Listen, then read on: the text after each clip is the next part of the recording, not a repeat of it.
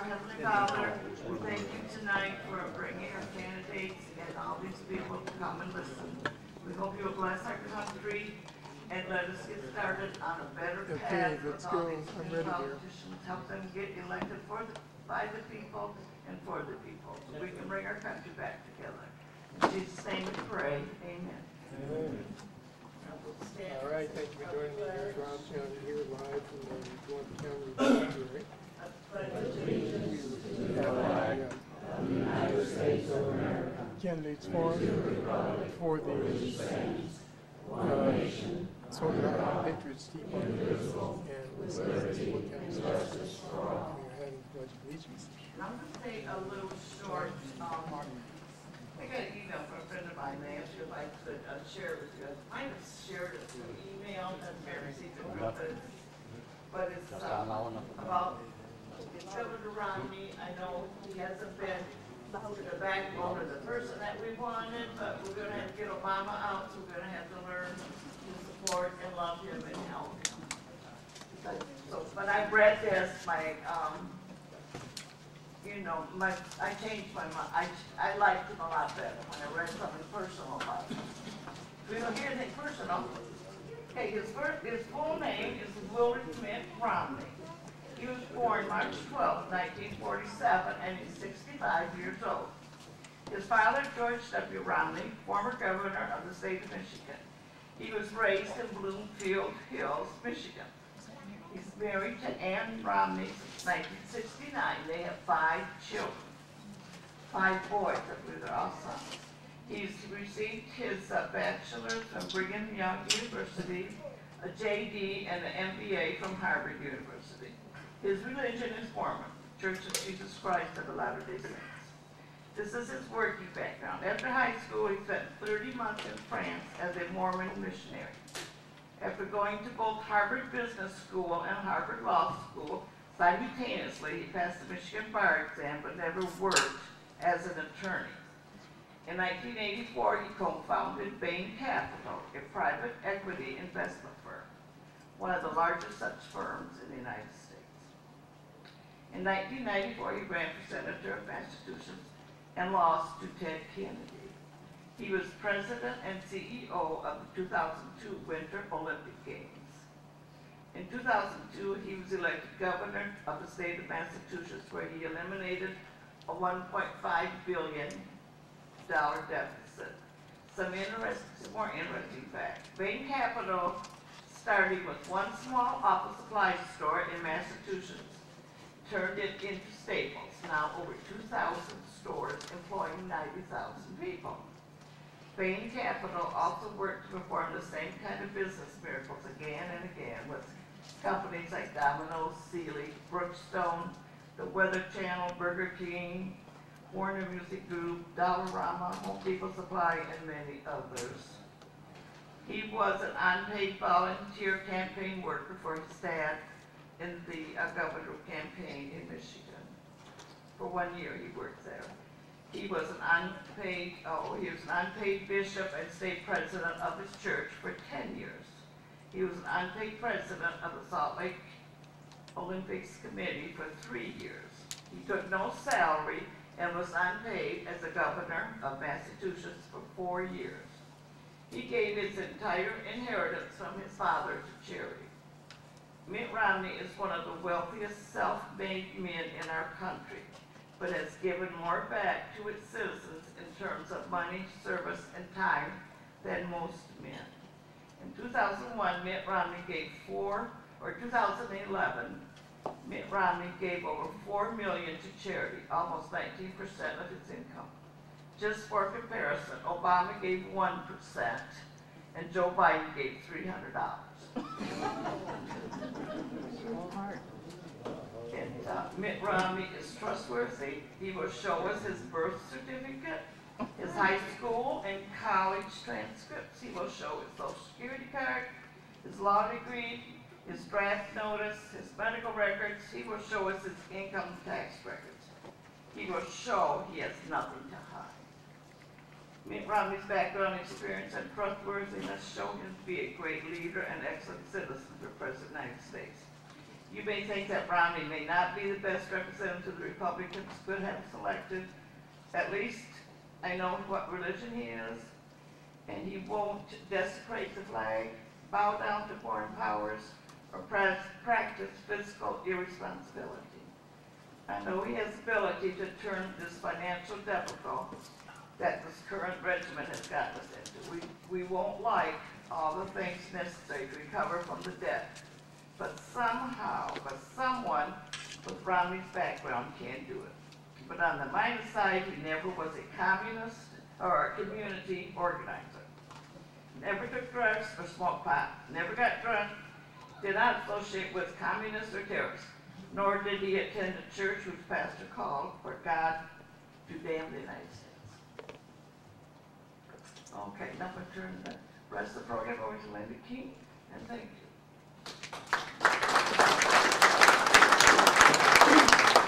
That was Mary King, spokeswoman for the.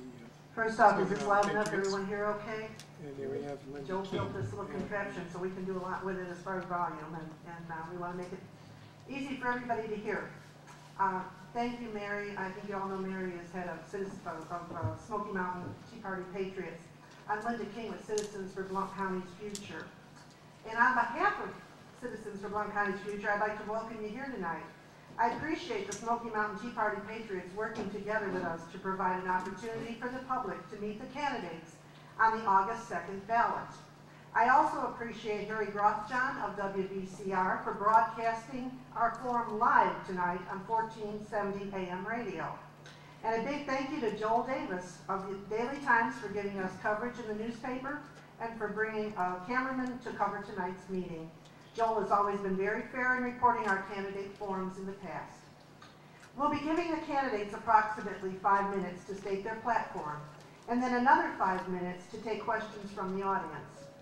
We request that questions be respectful, clear, and concise. We'd like to give the candidates time to answer and take as many questions as possible in a timely manner. We have some sample ballots in the back of the room if you need to follow along with the speakers and mark your candidate choice. At the end of tonight's forum, you'll have a chance to personally speak to candidates and pick up campaign materials. Since the forum is being filmed, a DVD copy can be supplied to any candidate who wants their platform speech for advertisement or YouTube purposes. We'll start now. What we're going to do is change it a little bit. We have Representative Art Swan with us, and he is running again for the Tennessee House of Representatives 8th District. And we're going to take that first because Mr. Swan needs to be in Knoxville later. So we changed that a little bit, and you know, that'll accommodate us well. We don't have a problem. I'd like to state that his competitor, Grady Caskey, gave us no response for tonight. So we don't have a representative or a letter from him so that you would know what his platform is. So I would, at this time, like to invite Representative Swan to come to the mic and inform you about what he would like to see done in our state.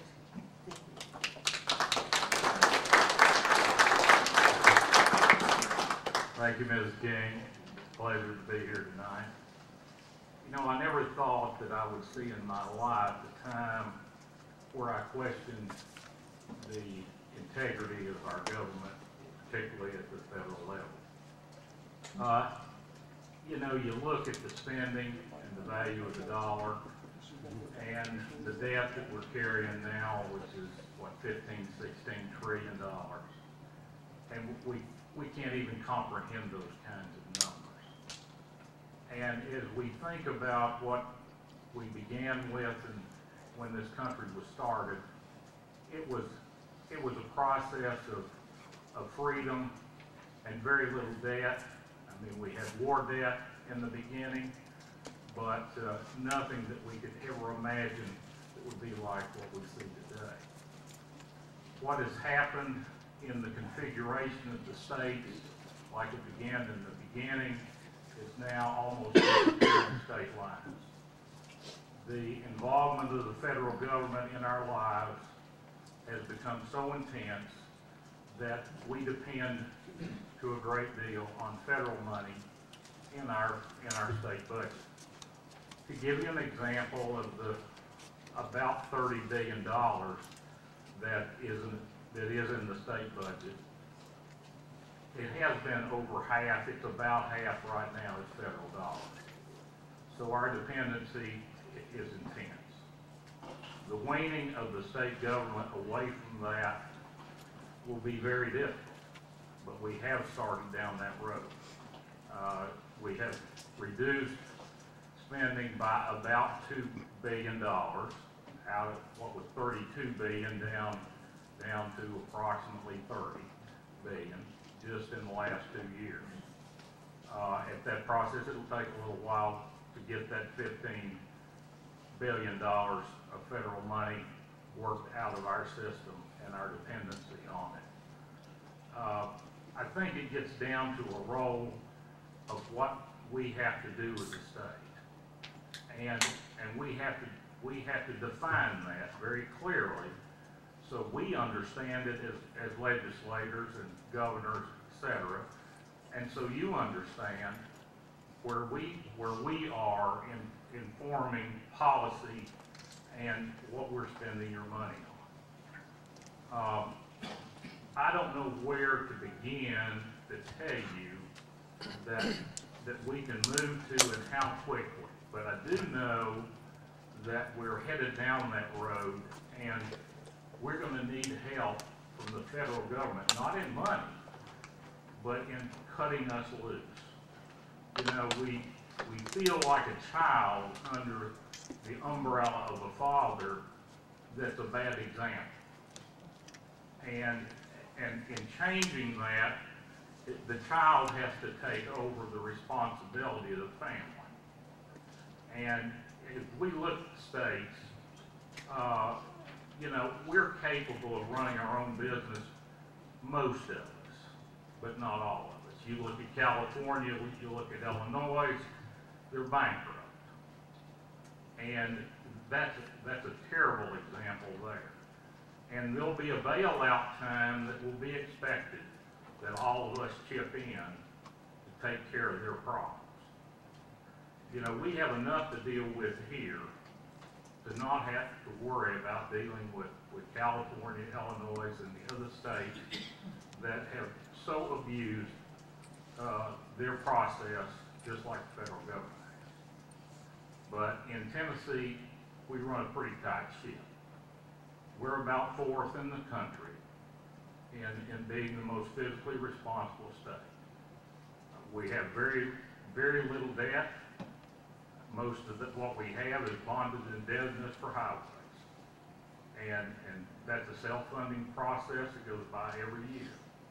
But we don't keep jumping in and borrowing more money and more money and more money.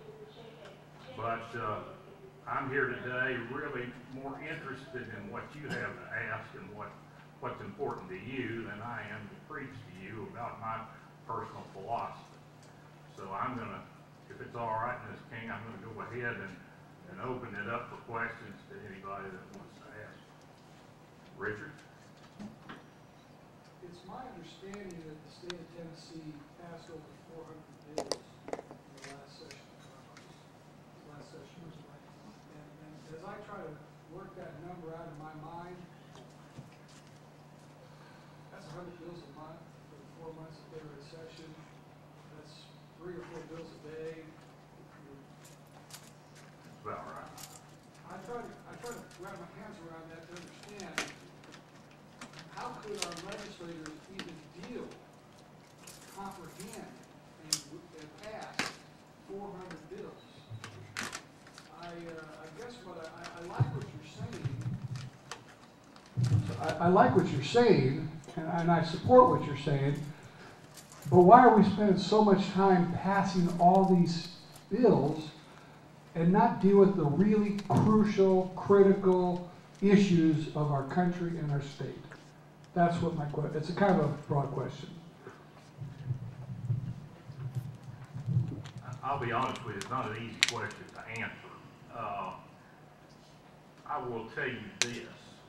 When I was in the legislature in the mid-80s, we had approximately 1,500 bills filed in a 2-year time period. If you look at our last 2 years, we've had about 4,000 bills introduced last year and about 3,000 plus the first year, so that's about 7,000 plus bills introduced in that 2-year time period as compared to the time period of 85 or that General Assembly, which was 1,500 bills in 2 years. So you can see the filing issue is as much a problem or more a problem than the number of bills being passed. As a percentage, probably not much difference as a percentage of how many bills are passed versus how many bills are filed. Most of the bills that are passed, honestly, are not, they are significant to a point, but many of them are housekeeping bills. They don't greatly affect your life. You could probably boil down the process of the 400 or so bills you're referring to. Probably of those 400, maybe 25, 30 are bills that really significantly affect your life, day to day, your pocketbook, whatever it may be. Those are the real danger bills. And our society's gotten too complicated, and that's why we're dealing with so many issues. We've got to get some things off the plate and decide as a state, and the federal government's got to do the same thing, about what our role really is. We keep pecking away and adding and adding and adding and adding, and that's where we've gotten to. We don't seem to know where to stop, and you know, we've got to define some lines. It's that simple.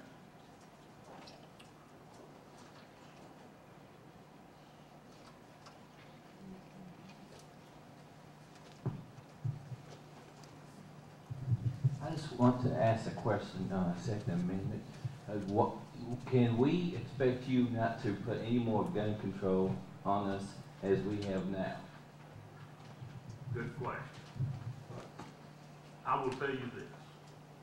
From the very first day that I remember being with my dad, we had shotguns in the house, and he was a devoted hunter. I have done the same thing. We had bird dogs growing up, and I still have bird dogs. Still a big part of my life. Guns to me are not something I fear. I think it's always the user that you have to beware of. The gun doesn't kill anybody. It's the person pulling the trigger. And I think when we lose sight of that, it's when we lose sight of what the whole issue was about.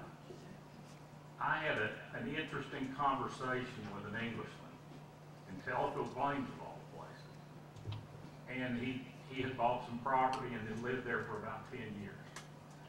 And I saw him come into the lumber store, and I was talking to him, and I said that I recognized his accent. I said, "Are you from London?" And he said, "Yes, I am." And I said, "What in the world brought you to Tellico Plains, Tennessee?" And he said, "Well, I first came into New York," and he said, "didn't like it there." And he said, "Then I moved to Florida because I heard that was pretty good climate." He said, "Didn't like it there."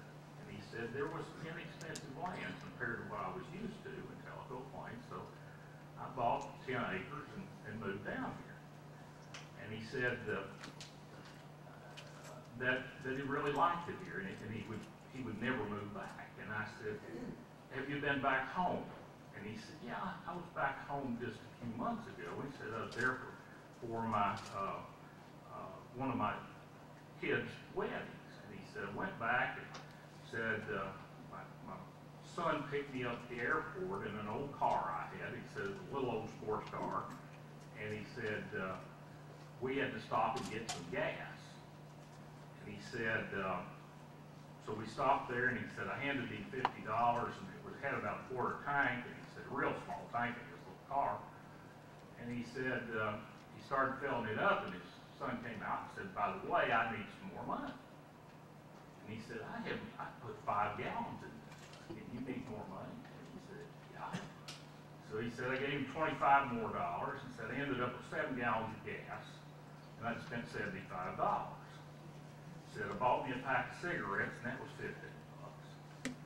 And he said, we went into London, and he said, let me tell you what's happened to the city. He said, gangs everywhere. He said, and they're foreign gangs. They're people that have moved in, they're immigrants, and they're Eastern European and African and et cetera. And he said, I don't mean anything about any particular nationality, but he just said, there are gangs there, and it's very serious. And I said, well, how do you feel about the gun issue? I know you all outlawed guns to private citizens. And he said, let me tell you something. He said, when a burglar knows when they come to your door that you don't have a gun, they have no fear at all. They'll break into your house, and he says, you know, a criminal really doesn't care whether he's violating the law by having a gun. It doesn't make any difference to that person. They're violating the law anyway, so why would they care whether they violate the gun laws? So, you know, as we look at the future and we look at gun laws, that's a freedom that we have to really worry about, because we don't want to be like England, where somebody is breaking into our house or confronting us, and we don't have the way to protect ourselves. And they don't care whether they break the law or not, and they've got it. Real quick one, then we You can probably answer my question.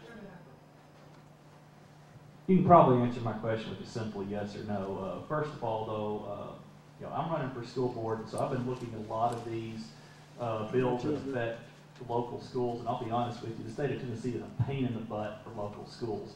There was a bill that came up that regarded cyberbullying. I thought it was one of the worst bills that came out of our legislature. You were the only no vote in our county for that bill, so I applaud you on that. We had another one, HB 130, which was the monopoly bargaining bill.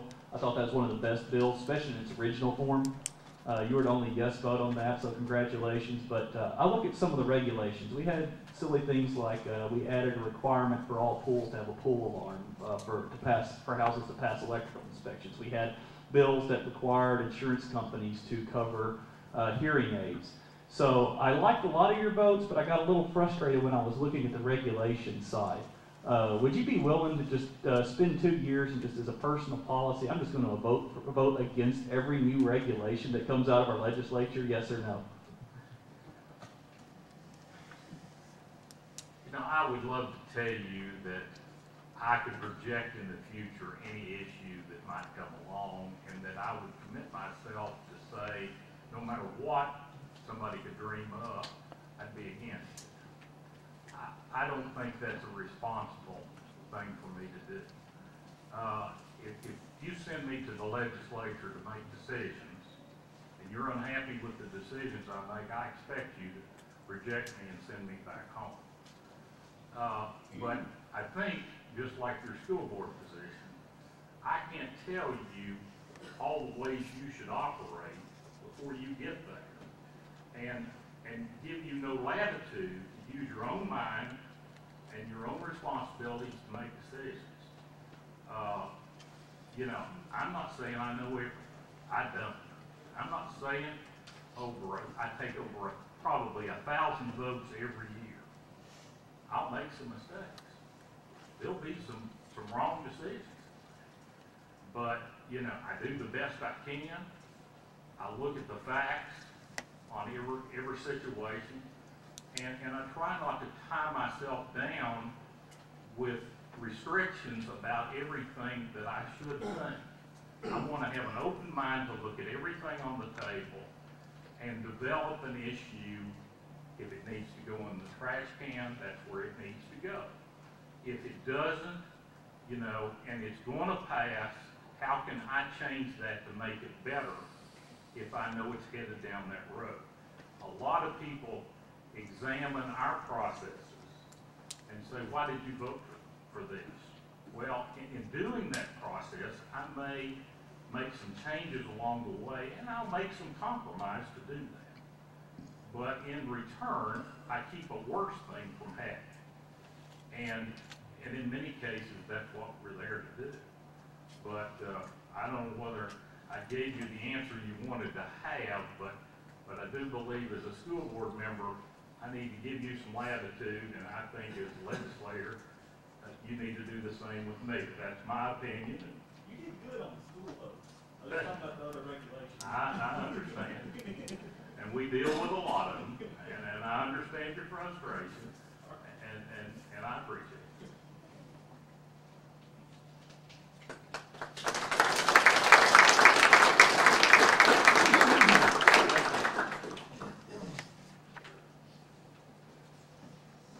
Thank you, Representative Swan, and we appreciate the fact that you came here to speak to the people so that they can make an intelligent choice of who they do want to vote for. Our original plan, and then if you do have to leave early, we're not going to think you're being rude at all. We know you have another commitment, so anytime you need to get up and leave, just I got about another 30 minutes for okay. it. I want to hear what they've got. Okay. Our original intent was to start with the candidates for the federal election. So we're going to go ahead and start now with the candidates for the U.S. Senate. Now, the incumbent, of course, is Senator Bob Corker, and he is in Washington. They're in session, so I got the report from his office that he wouldn't be here and that they were possibly going to send a representative. But as far as I know, unless someone has walked in lately, they did not send a representative. So we don't have any report from him as to where his stand is on things he would like to change in Washington. We do have a representative here for Brenda Leonard, who is running against Bob Corker. And I'd like him to come up and introduce himself. I think did someone not walk in that was going to represent? There's a female, please. Okay. Well, in fact, oh, that's right, it was a lady, it was Leslie, and she was coming here from Greenville today. Apparently she did not make it. If she comes in a little later, we'll let her get up though. We do have a representative for Zach Poskovich. We have Steve, who's come over to talk to us, so would you like to come up and represent Zach Poskovich for us?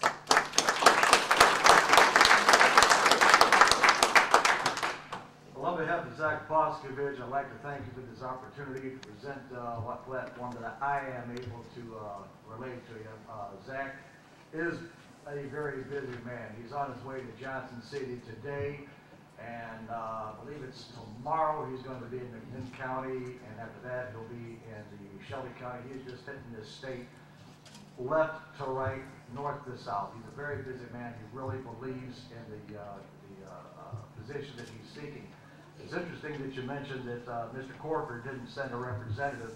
I've been to a couple of different functions where Bob was supposed to be there. Most recently, the Republican function in Sevier County. They had all the candidates available. Mr. Corker cordially declined and did not even send a representative. I think Mr. Corker believes that the name Zach Poskovich is not going to be known well enough to be concerned about. But I'm looking at a man here in the front row. He's wearing an underdog shirt. And that's really representative of Zach Poskovich. He is the underdog, and I really think that Zach will more than likely defeat Bob Corker in this election for the United States Senate. We've had some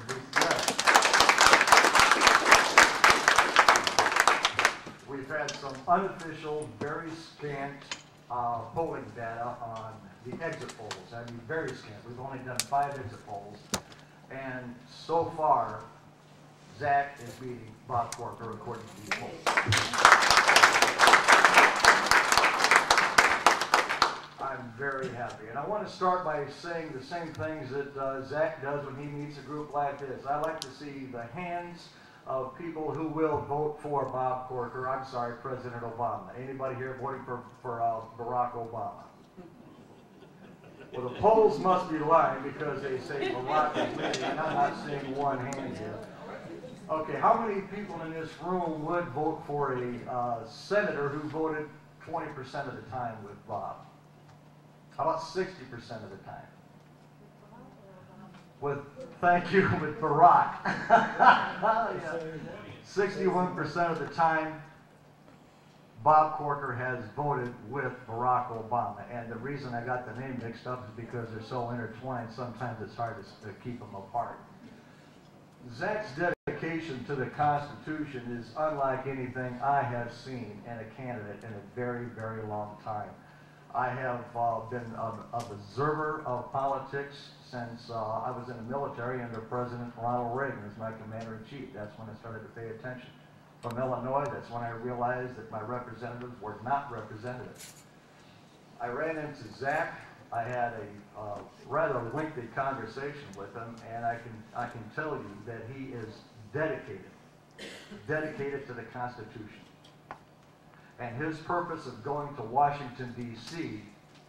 is to vote for pro-constitutional legislation and shut down unconstitutional acts against the American people.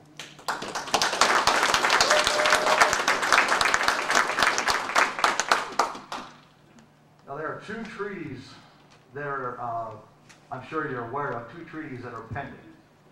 One of them is a small arms treaty that Hillary is probably going to sign next week. And the second one is the Lost Treaty. This treaty gives the United Nations, essentially gives the United Nations authority over our own waters.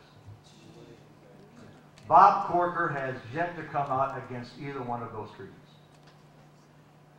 Now, what kind of a senator is this that is supposed to represent the people of Tennessee, let alone the people of America, and will not take a stand against the sovereignty violations of the United States of America?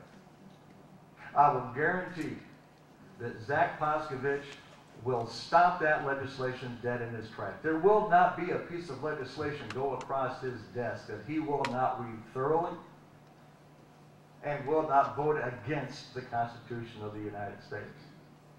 He wants to end a lot of these regulatory measures that are being taken against the EPA, from the EPA against the American people. He wants to help defund these projects and, if possible, completely eliminate them.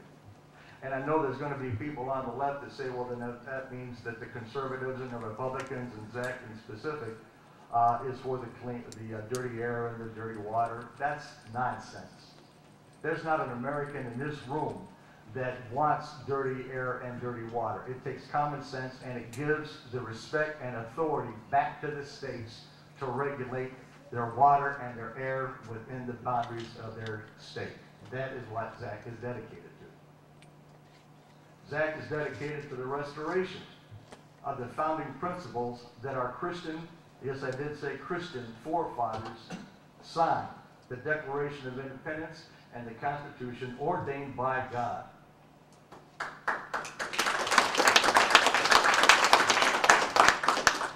I guess we all agree that we still are a Christian nation.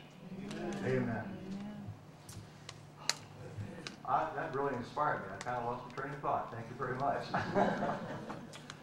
Well, there's really not a whole lot more that I can say, except I can testify to the fact that Zach does know the Constitution inside and out. His 10-year-old daughter is named after my commander-in-chief, Reagan. He gave her a challenge. He said, if you will answer 10 questions about the Constitution, I'll give you a $10 bill. But if you will answer a serious quiz on the Constitution, I'll give you a $20 bill. She took the challenge. He asked her, how many amendments are there in the Constitution? What does the second article state? What does this state? And she passed it with flying colors. He is passing his love for this country and the Constitution down his line. This is what has inspired me to work for Zach Paskovich. He has volunteers across the state, and none of us are on the payroll. Zach's campaign is strictly a grassroots campaign. He's taking donations from people like you and me, while at the same time, Bob Corker's one of our biggest donors is J.P. Morgan. Is it any wonder why Senator Corker is being tabbed, bail out Bob? Okay, Zach will not be beholden to any corporation or any special interest. He is beholden strictly to the Constitution. He took an oath when he joined the military at 17 years old to protect and defend the Constitution of the United States. That oath never died. He spent 2 tours in Iraq, came back and got a job in Hendersonville. He got tired of looking at Bob Corker, and he'd come home and he'd say, I'm tired of this, I got to do something about it. The next thing you know, here he is in a really, really good race against a senator that needs to go. And with that, I really won't be able to answer a lot of questions because I can't speak for Zach. All I can do is tell you what his platform is, and I think you can probably gather that his platform is the Constitution. I can tell you why Bob Corker is for salt and Farm Street, part of Agenda 21. Exactly. That's why he's for it. Exactly. I thought it had. Okay. Well, with that, my name is Steve Osborne on behalf of Zach Poskovich, and we do ask your vote by August 2nd. Thank you so much for your time. I might be able to answer a question. I can't guarantee it. No, this is just an observation that Yes. I had. Bob Corker was going around Tennessee and having his little financial meetings and his plan on how to get us out of debt in 20 or 30 years down the road, whatever the plan was. And he made a comment that I was over at the Federal Reserve the other day, and they just went over to their little computer and they just, out of thin air, made $600 billion. And I was thinking to myself, I've done some research, and anybody else here can do the same research I did. You go to the Federal Reserve homepage, and up in the upper left-hand corner is the number 25 with a percentage after it. Anything they do for us or to us Better put. is 25% up front. And every year that a paper bill is in circulation until it's recorded destroyed, we are paying 25% on the dollar. And he has no problem with this. He's chum with these guys. So I questioned him on why don't we just get rid of the Fed and have constitutional treasury money with no debt attached to it and no interest payment.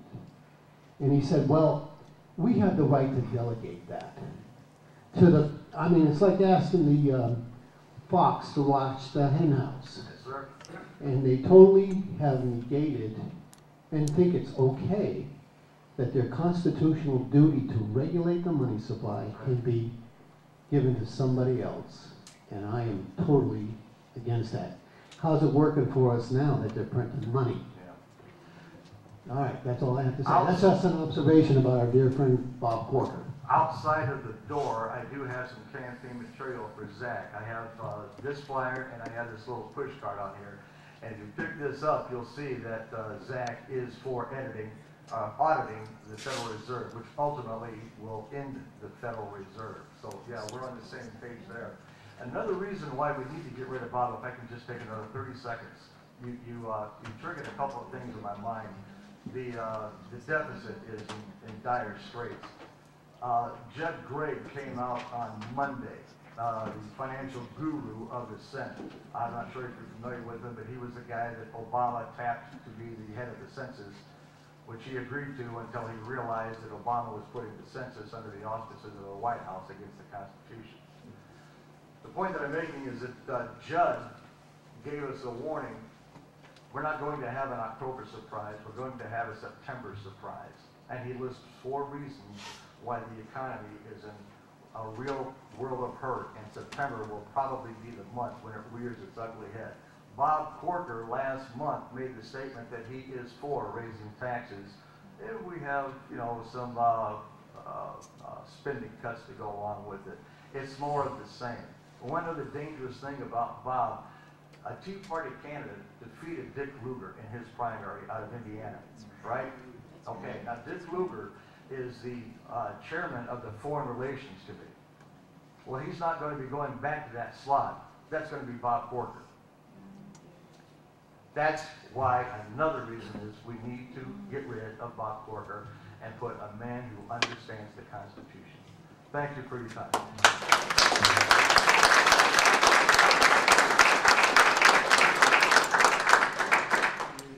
Thank you, and since everyone's talking about the Fed, I don't know if you did hear on the news yesterday that the audit the Fed vote took place yesterday in Congress, and it needed a 2/3 vote to pass, and it passed something like 239 to 98.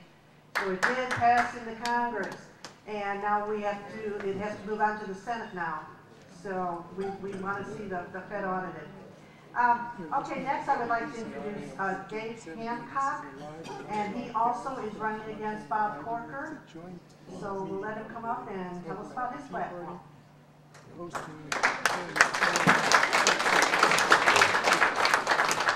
Dave Hancock. I'm a Democrat. I'm a Democrat because I'm a working guy. I'm a working guy because I have a family. You people here are all Republicans. I'm sure I'm the only Democrat. Why do I want to go to Washington? We have trouble with the Constitution. We also have trouble in the economy. We have trouble in families. We have trouble everywhere. I would like to know why this aluminum mill over here in Alcoa is not working. I would like to know why no political Republican has ever gone to the aluminum mill and said, how can we put you people back to work? How can we put people back into their homes? We need to revitalize the mortgage situation in this country. We need to revitalize the dollar. First thing we need to do is start publishing one more time M1, M2, and M3 money supply. They haven't been published since the Bush administration. Why? That devalued our economy. The only thing you have in a fiat currency that values your dollar is the work production of the asset machinery that produces something for sale. You have nothing else. Gold, silver, oil, nothing. You have to produce something to make it happen. If you want to put people back to work in this country, how about this slogan? Only U.S. fuels on all U.S. highways by 2032. Think we can do it? We can do it. That's right, you sure can, but you got to make it happen. You got to start it now. It can't wait until next year. It can't wait for 5 years. It's got to start now. You want the aluminum mill working. You want the steel mills working. You want the truckers working. You want everybody working. Make the slogan, make it happen. All U.S. fuels made by U.S. companies on U.S. highways in 20 years. You want other slogans? We can make them happen because we're Americans. We've got the initiative because we have the imagination. A long time ago, there were 10 rules. 10 simple rules. They were called commandments. What do we have today? 1 million pages of documented legal bogus words. People talk about making laws. Every month, 2,000 regulations and codes are added in Congress. 2,000. Nobody says a word about it. Nobody knows about it until they come and hit you right in the face, take your wallet. You want to do away with the EPA? You want to do away with Agenda 21? Do away with the United Nations. Send them home. Yeah. They don't belong here. Rockefeller gave them the money. Rockefeller gave them the space. It wasn't Americans. I don't think any American signed on to that. What questions do you want? I will keep talking. I got 5 minutes. I'll take questions. Go ahead. Have you voted for Obama? Are you happy with him? I voted for Kucinich. I'm a Democrat. I would never vote for Obama.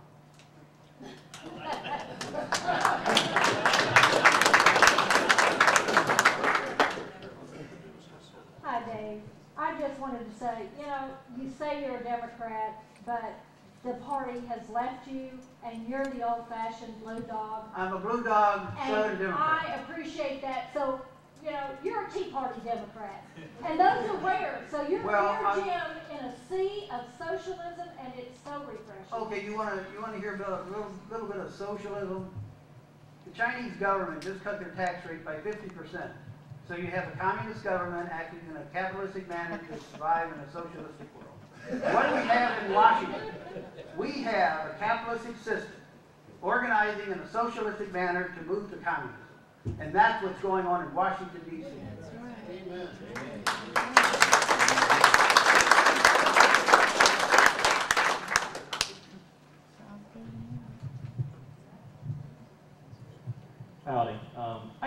with a Mitt Romney supporter the other day. I pointed out that Karl Marx's planks of communism, first one's the property tax, the second one is progressive income tax, the third one is basically the Federal Reserve, sixth one is basically government control of transportation, like the driver's license, and the ninth one is the government-run education system.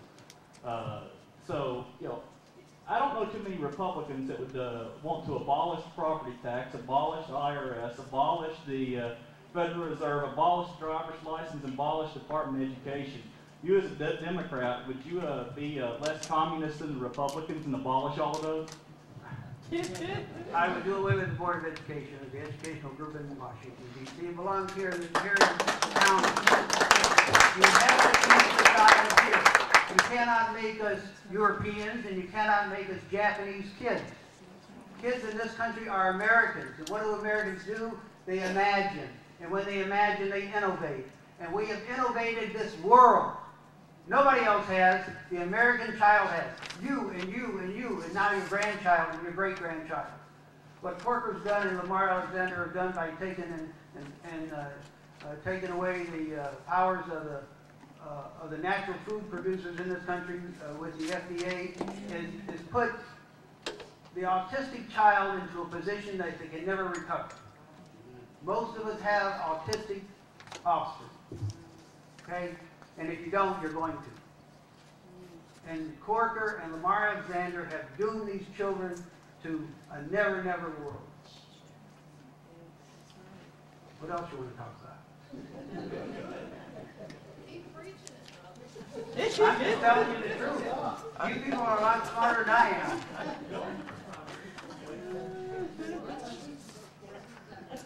Okay, I appreciate your listening. I really, really do.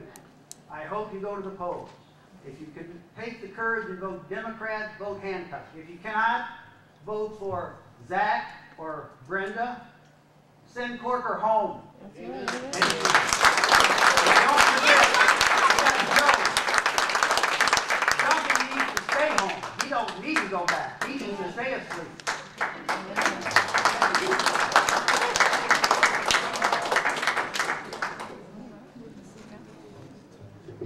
Thank you, Dave. That was very entertaining. We're going to move on now. That took care of the candidates for the U.S. Senate. We're going to go on to the candidates for the U.S. House of Representatives, 2nd Congressional District.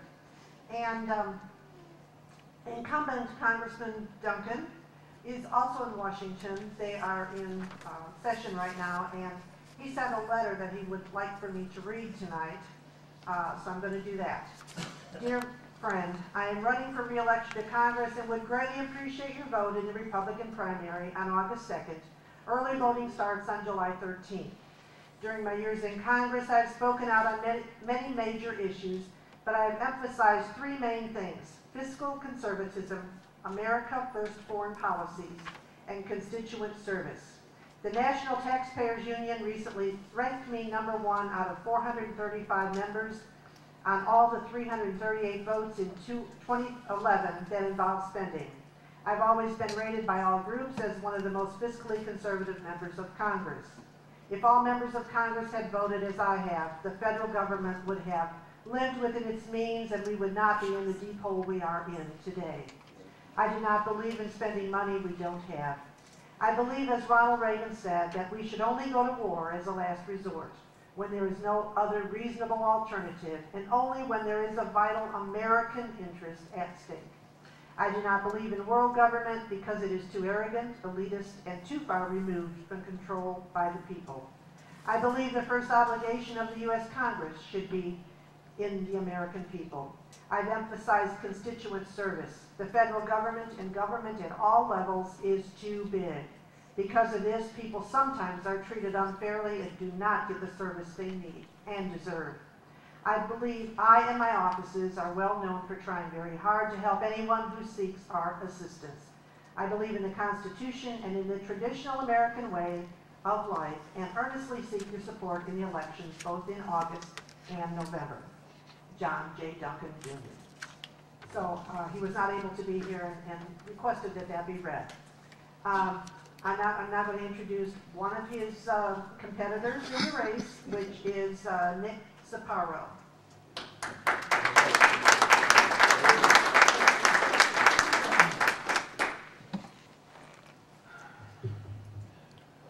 If you look at me, you know I'm a troublemaker right from the beginning. I've got a letter on my phone from Mr. Duncan, and he's supporting Agenda 21. That's absolutely the wrong way to go. And then he says that, you know, oh, I don't support this stuff. Meanwhile, he does nothing. Nothing. He's named a post office next to my house. That's the only thing that he has done in the last 14 years. Thanks a lot. I appreciate the post office naming, but it didn't change anything. In fact, it just cost the taxpayers money. When I saw the Democrat up here speaking, I was like, wow, I would be proud if I was a Democrat to have somebody like him, because the Constitution is what matters. If you don't think that, just think of this. My wife is Chinese, like from China. She was invited here to do scientific research to get us off of that foreign oil. That's what her job is. That's also my job. I actually work on batteries that charge really quickly, and maybe will make the electric car something worth it. The reason why I like the electric car is because it's cheap if the batteries don't cost anything. It's $1 a day for the average person to drive one, not $4 at the pump. So, you know, that's fiscal conservatism, isn't it? The point is this: she said, when we were reading the news and everything, watching the news, she goes, why are you trying to ruin your country? Why are you trying to make it like China in the 1950s?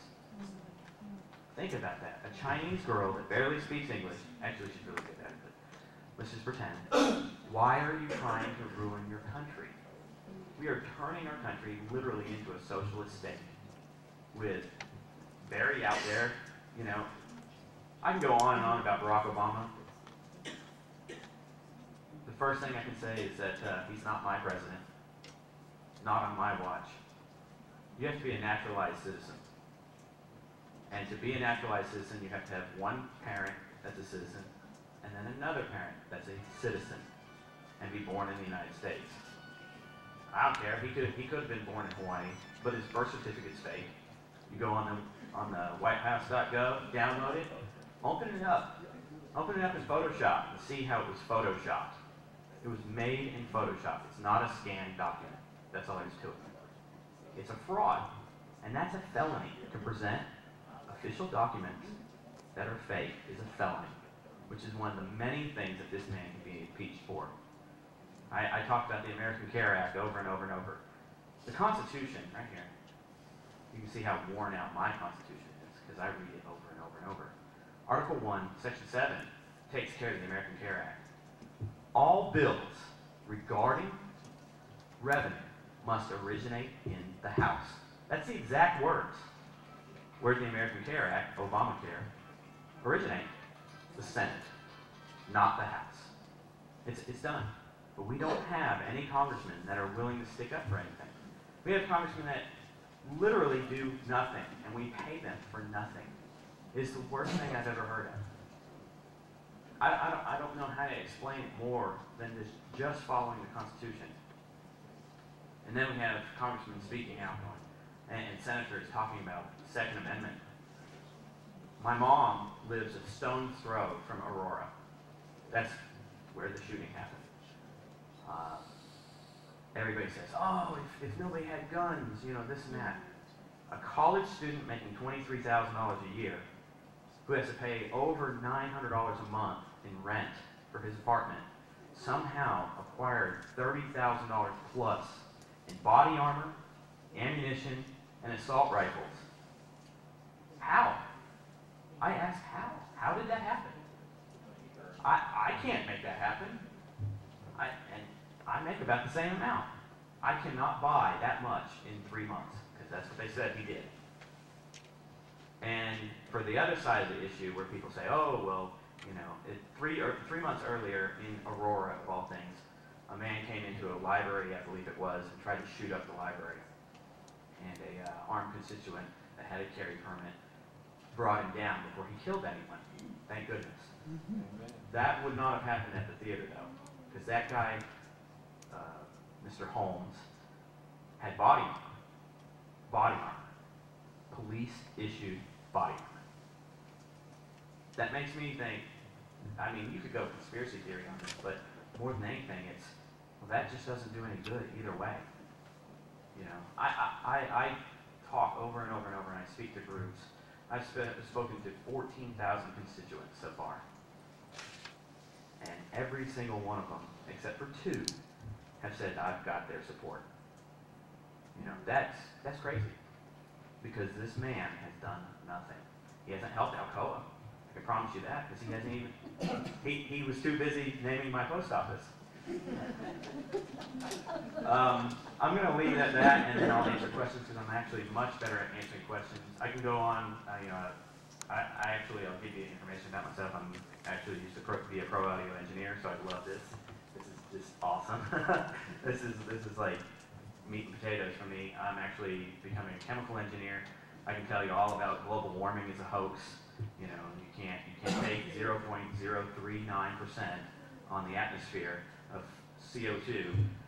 The increase that was once 100 years ago, 0.037%. That's 2/100,000th of a change. That's like taking a pinch of salt, throwing it into an Olympic-sized pool, and now calling it ocean water. Yeah. You just can't do that. You cannot achieve. The laws of physics do not allow what climate scientists, which, just to let you guys know, that's a meteorologist degree with 2 different electives. In other words, a liberal arts degree, not a science degree, is going to tell you how billions of dollars are spent. You know, it's pathetic. And then I'll leave it up to the floor. Go ahead. You're listening to WDCR AM Anyone have any 1470 questions? live from the Blount County Library. Oh. And Nick Yes, I answered Savero these questions. Thank you is so much.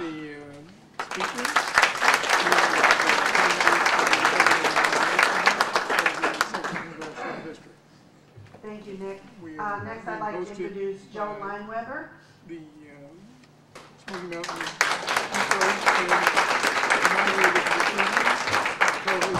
organization. Can you hear me now? For Blount County's future. Linda King introducing Joe Lineweber. The early pioneers came to America. They came over with an axe, a rifle, and a Bible. Over the years, they fought the Indians, they fought the terrain, they fought everything. And out of this nation, they forged a miracle. When they saw the need for some type of government, they got together and they established a limited government. They only asked one thing of that government: leave me alone. I'm Joe Lineweber Jr. I'm a retired U.S. Air Force veteran. Served through Vietnam, returned back on active duty after when we were trying to put people back, ask you looking back at me. Served in the Gulf War, drug wars, and a few other wars. I usually go right off the cuff, but tonight I wanted to make a very important point.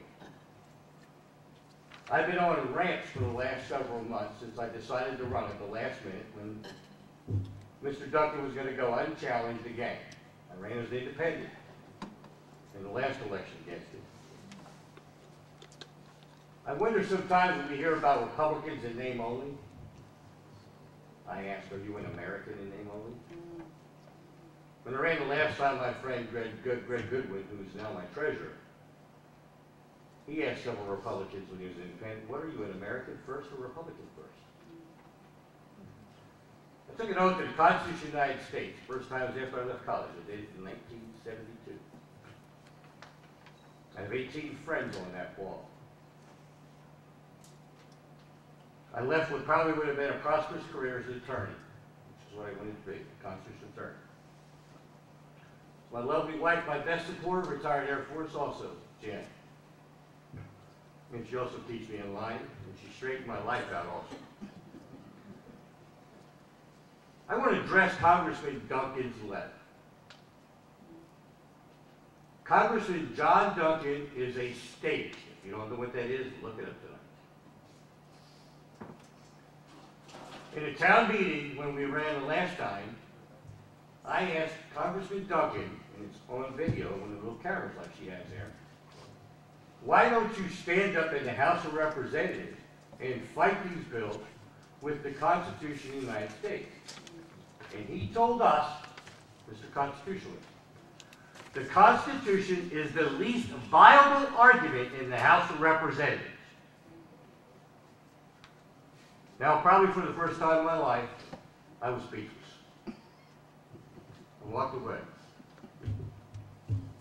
I've been studying and reading this Constitution, these founding fathers all my life. But enough about me. We can fix this. Ronald Reagan, when he got in there, said the biggest problem in D.C., I don't call it Washington, I'm sorry, I call it the District of Corruption.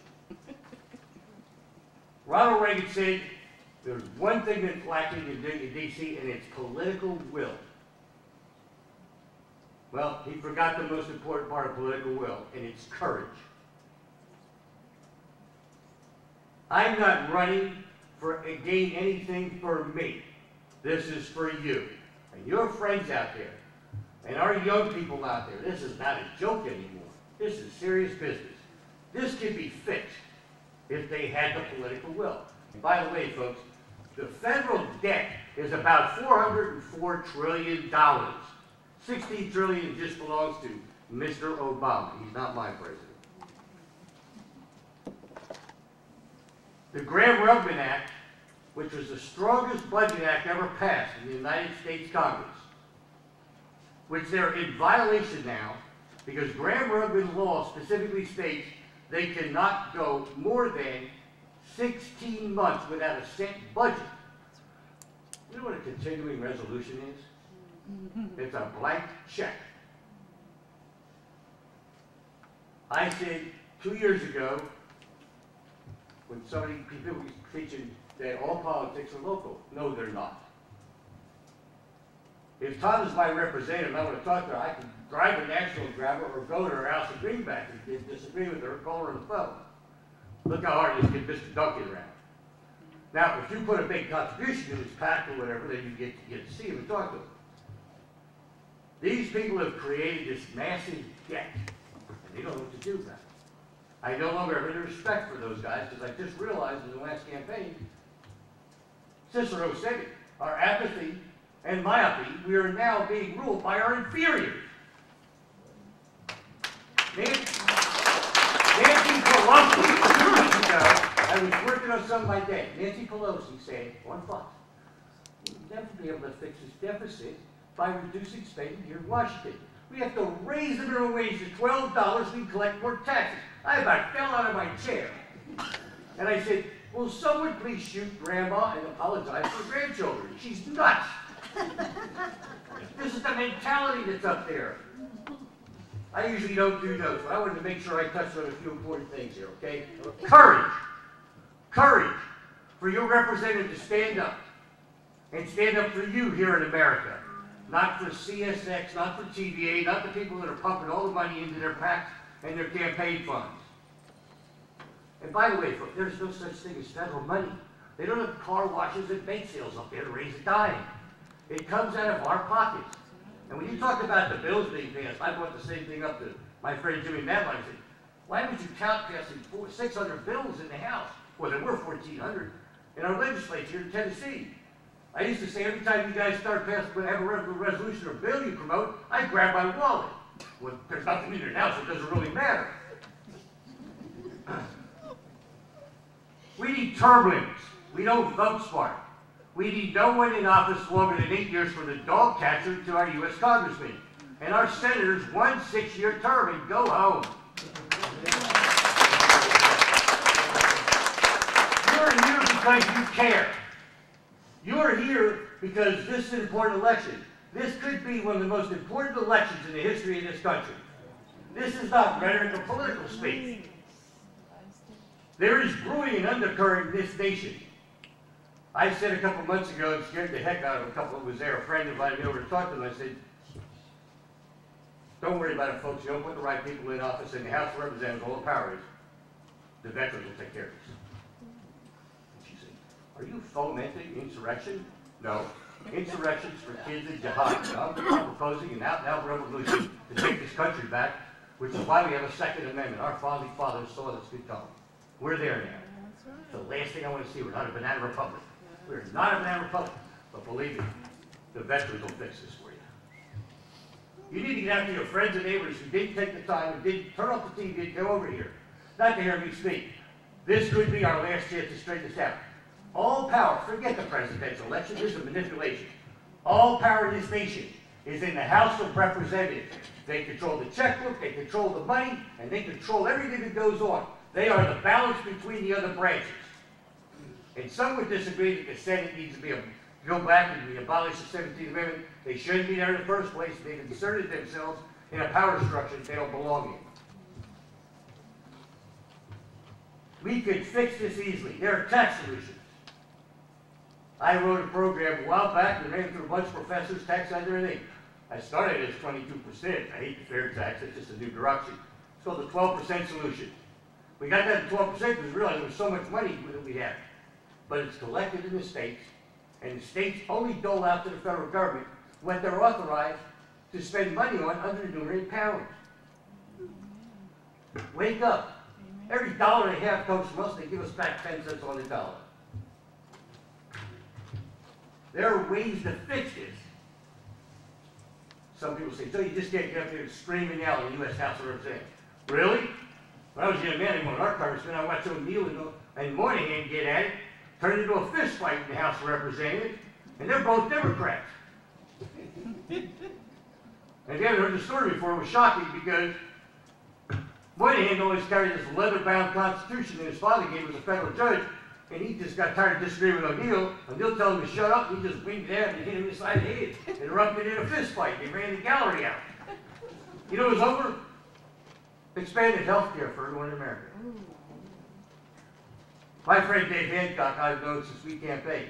That's a Democrat. We need Democrats and Republicans in Washington, D.C. Not rhinos and progressives and reaching across the aisle and the moderate and all this other stuff. We need people to say, this is the law of the land, let's get it back. We need to start reducing all these laws. We did research, and I'm going to finish with this question. We did research the last campaign and found 25 agencies that there's no use for, EPA, whatever, the Education Commission. They're a self-perpetuating bureaucracy. You know, like the trustee's office usually. You take some fees, they pay themselves, and that's it. Do they accomplish anything? The EPA does it. They get these fees, they have a nice building, they pay themselves. And, hey, we're still on gasoline. You know, this was started back in the 70s. Wake up, America. You're awake. Put somebody up there that's going to fight for you and fight for America, not for some special interest. I have fed up. This is my country, and I said to my veterans friends a month ago, we have all, and how many veterans are in here? We have all supported or fought for somebody else's human rights, freedom, and liberty on foreign soil. Are we ready to do it here?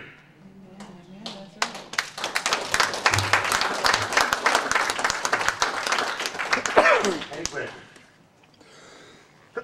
Dave. I would just like to make a statement, and the statement is very simple. This country has never been so divided since the Vietnam War. This is a very, very crucial moment because it could be the end of this republic. That's right. And we know this. And we hope that we can spread this word because God help us. We would sure like our kids to live here. I have 8 grandchildren. I have an oldest daughter almost killed in Kuwait. She works for civil service. She's a deputy contracting officer at Branch 9 Air Force Base, Germany. A month ago, she said, Dad, I don't know if I'm going to come back to the States. Got my 2 grandsons. Why? That's pretty bad over there. I follow what you're saying, and I'm really listening and realizing what's going on. She said, I got offered a job at the Ministry of Finance here in Germany to coordinate with the youth safety. I said, Joanna, we've got a lot of friends, Dan and I, that are patriotic. But let me tell you something. I will live and I will die in America. Amen.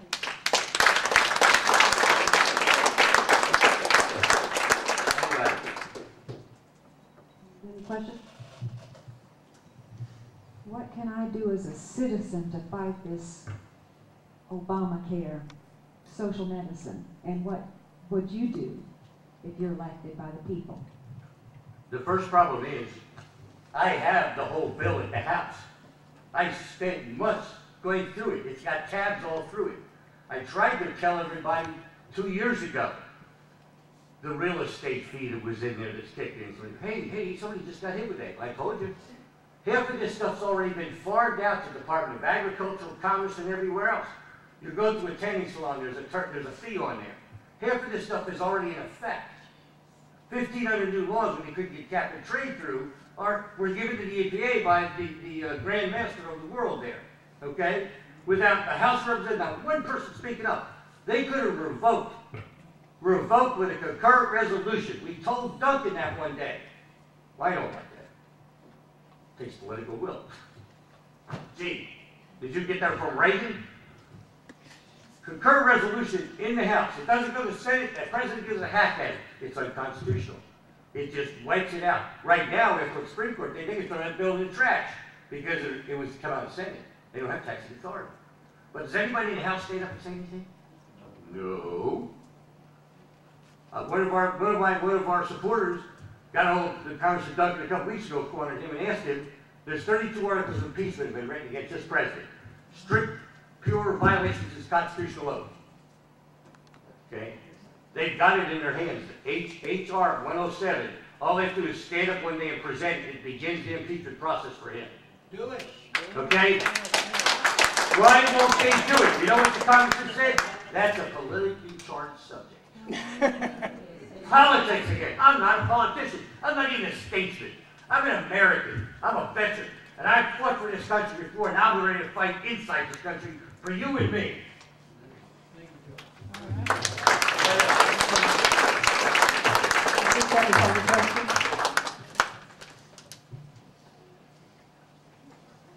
Thank you very much, Joe. Now we're going to move from the federal elections back to the state again. We already covered the Tennessee House of Rep, the 8th district. We're going to go for the candidates for Tennessee Senate. Incumbent Doug Overby contacted me last Thursday and said he had another commitment. He did not send a rep. He did not forward a message to be read here tonight. So I'm very happy to introduce Scott Hughes.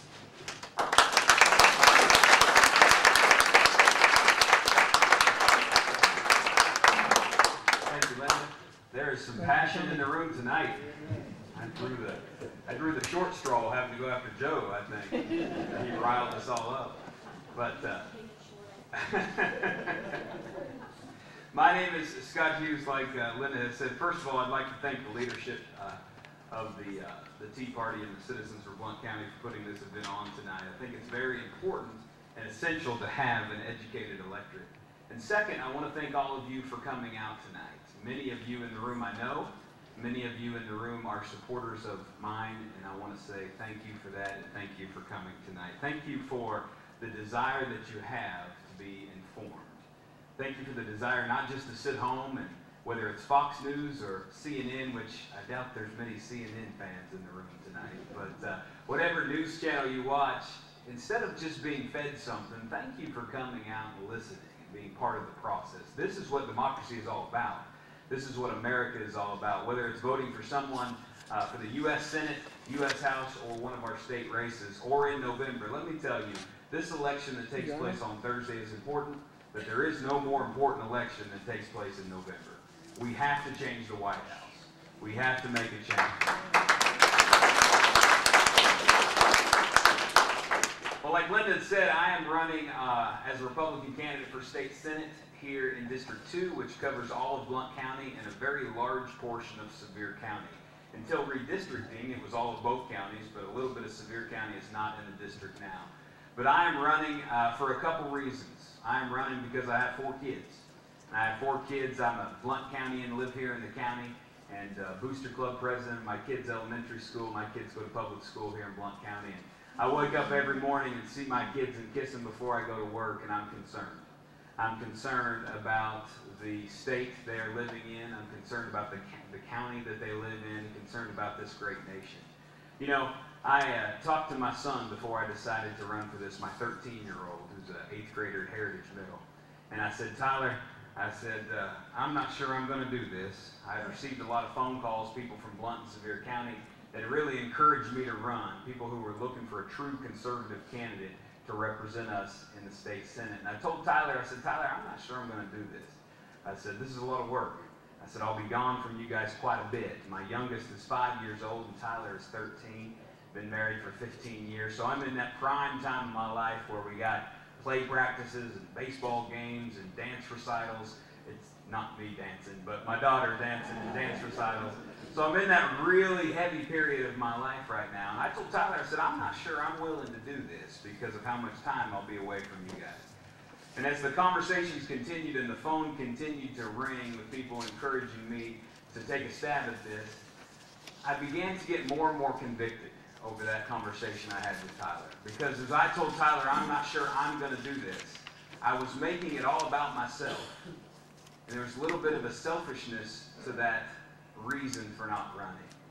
This process and this journey began for me about a year ago in August of 2011, with my phone that started to ring from great people, Tea Party people, conservative people. I serve on the executive committee of the Republican Party here in Blount County, so I had executive committee members, different folks calling me, encouraging me to take a look at running against Doug Overby. Prayed about it, thought about it, called a lot of good friends from around the state and around the county about it. And we made a decision right before Christmas that this was just simply the right thing to do. So since January 24th, when I called Mr. Overby on the phone and told him that he was going to have a challenger in August and it was going to be me, we have been running hard and running fast, and knocking on over 9,000 doors, spending a lot of time talking to constituents. I made Doug 3 promises that I've continued to make throughout this campaign in that phone call. Number 1, I told him, I said, Doug, I will not get personal with you. There will not be anything about my campaign that is personal. We're going to talk about the voting record. And if you've been paying attention to your mailbox, your TV station, the newspaper, you know that we have done that. And we have talked about voting record. We've sourced everything that we've said to votes that he's taken over the last 20 years. And I made a commitment to do that, not to get personal. I also made a commitment that we weren't going to make things up.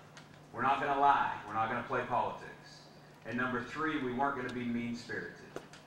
Many of you in this room may know me, and you know I'm not a mean-spirited kind of guy. So we today are proud, with 6 days remaining until Election Day, that we have fulfilled the commitment that A, we weren't going to get personal, that B, not going to make anything up, and finally, that we weren't going to be mean-spirited. So we've spent our time knocking on doors, talking to so many people. We've been talking about 3 priorities. I'm excited about the next legislative session and the opportunity to have a true conservative represent us in the state Senate. We've been talking about our 3 priorities of growing the economy, improving our schools, and defending our conservative values. I'm not a politician by trade. In fact, I've spent 15 years managing 3 different nonprofits. 10 of those years I spent as the executive director of the largest crisis pregnancy center here in East Tennessee, where we did pro-life work, foster care work, and adoption care work. And that's my background. I come from a very conservative background, both socially and fiscally. If any of you have ever served on a board of a nonprofit or maybe even worked for a nonprofit, you know that in order to run one of those, you have to be a fiscal conservative. You have to pinch the penny in order to make payroll now these days in nonprofits. So that's what I've devoted my life to the pro-life field, to nonprofit management, to fiscal responsibility. And I've been encouraged by the stream of momentum we have had over the last 3 months. There's been a lot of polls take place in this race between Doug and I. Been a lot of newspaper stories written, been a lot of flyers that have been sent in the mail, been a lot of things said about me. I wake up every morning and look in the mirror to make sure my nose isn't as long as what some people think it is. Because we've been referred to as Pinocchio and all sorts of other names. But I'm proud and can lay my head on my pillow and talk to my 13-year-old son when I get home tonight and say, Tyler, we never lied. We weren't mean-spirited. And we didn't get personal. So August 2nd is coming up. 6 days from today is Election Day. I would ask for you to take a good solid look at this, and if you're willing to make a conservative choice, to make a conservative stand, to say 20 years is enough, if you're willing to have a good, true conservative represent you in the state Senate on August 2nd, I ask for your vote. Thank you.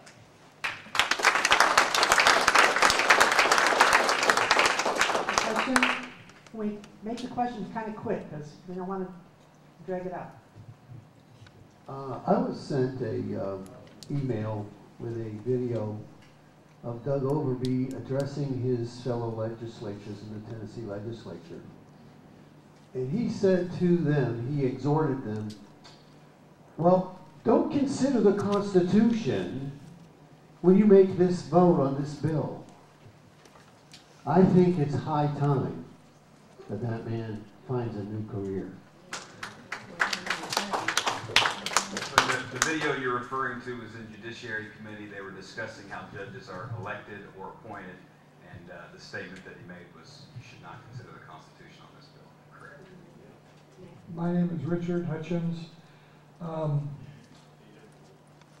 My question that I'd like to see if you can convince me Okay. is, how do you feel about the 10th Amendment and your responsibility as a representative of the state of Tennessee to completely embrace the separation of powers between the federal government and our state responsibilities? I'd like you to convince me, and I hope you can, that you understand this and you're not going to compromise Sure. on that 10th Amendment principle. Sure. A little bit of background. This is a very informed crowd, so I'm sure all of you know what the 10th Amendment is. It's the States' Rights Amendment. I will tell you that I am a strong, strong supporter not only of the Constitution but of the 10th Amendment. I have many friends who send me every week something in regards to this very topic. When I go and knock on doors, I hear a couple things. I hear Second Amendment rights is a big issue, obviously, and it should be. It's the Second Amendment for a reason. I hear about the economy and jobs. But I also hear a lot about states' rights. The more and more toxic it gets in D.C., the more and more 10th rights issues we hear, and we should. So can I stand up here tonight and eloquently convince you where I stand on the 10th Amendment? Probably not, because you know it's just be words. What you have to do is you have to look at voting record in the past of people who currently serve us, and you have to trust people who are running for office when it comes to pledges that they will make. But I will pledge to you, sir, that I'm a very big 10th Amendment supporter. I'm a very big supporter of states' rights. I would agree with Representative Swan when he said earlier that we have to continue the hard fight in working our way off the federal goal. You know, there are some states, Oklahoma and Arizona being two of them, that have some best practices laid out. They're making good advancements in getting monetarily off of the federal dollar. And that's where we have to start. You know, there's so much talk about 10th Amendment issues, but until we cut off the funding, all of those 10th Amendment questions and answers are just words, because it all deals with money. Because with money comes mandates and obligations. So we have to take a responsible approach at this, and we have to look at best practices around the country, like I said, starting with Oklahoma and Arizona, and see what they have done to set a stage and to set a plan in place to wean ourselves off of the federal dollar. It's not going to happen tomorrow. We can't do it. Will you be a leader? Absolutely. Absolutely. Absolutely. My name's Edward Hoy. Okay. I ran for the county commission here recently, a couple of years ago. And I just have a question. Absolutely. And this question, is it true that Doug Ogilvy got his wife a job at the Child Services, making $15,000 a year in $57,000 a year in Nashville? That's probably a question for Doug Ogilvy, to be honest with you. We have chosen to run this campaign on voting record. So if he did in fact get his, now I know that Kay works for the Department of Children's Services. I know that that's a fact. But as far as when she got the job, where she lives, how much money she makes, that would be more of a question for Doug. Hi, I'm Deanne Martini, live in the Marysville area. And I'd like to know if you have any thoughts about the Supreme Court decision about Obamacare and the states not having to be mandated. I understand there's some backdoor situations happening for Tennessee that I heard. I don't have all the facts on it, but I wonder if I could get your comments on Sure. that. Obviously, Obamacare is a travesty when it was decided on. It's an utter mess. There's so many mandates that are pushed down to the state level that are just going to cripple not only Tennessee, but other states when it comes to finances and obligations that we have to fund on the state level because of this unconstitutional bill that was passed, unfortunately held up by the Supreme Court. There are things that I know are being worked on to try to take advantage of every loophole that there is. I would not be in favor, I am not in favor of increasing TennCare in this state. You know, we ran through that a few years ago, back in the early 2000s. That's what almost caused us to have a state income tax. It was all about how are we going to pay for TennCare. So I'm not a fan of government mandated insurance, obviously, and any loophole that we can find until some brave men and women in Washington have the courage to flip the Senate and make the right decision to overturn Obamacare. We need to work through every avenue possible to make sure that that we can get any loophole possible with Obamacare.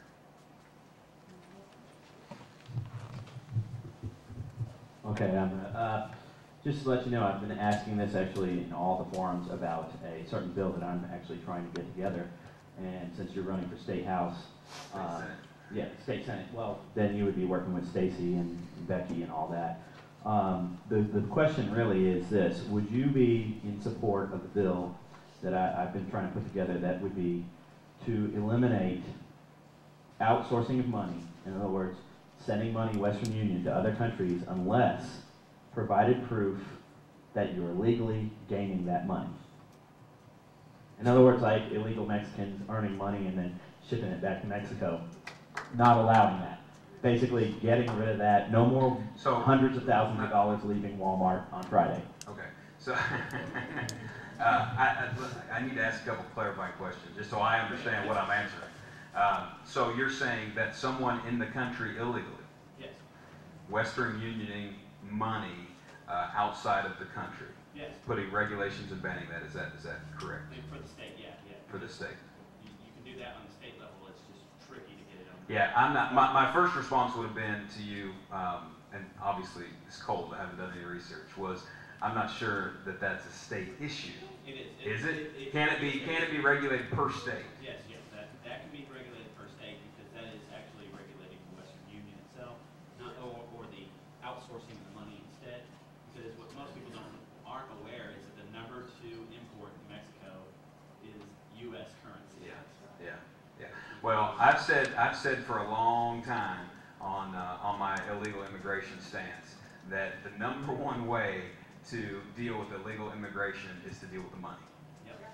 It's to deal with the money on both ends. It's to deal with the money where we have businesses here that are illegally employing people without having been documented and paying taxes, and it's to deal with the money on the other end when they do get paid.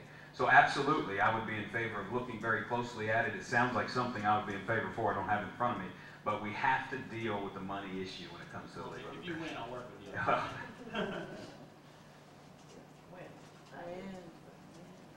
Well, there you go. Some questions? Thank you for correcting me.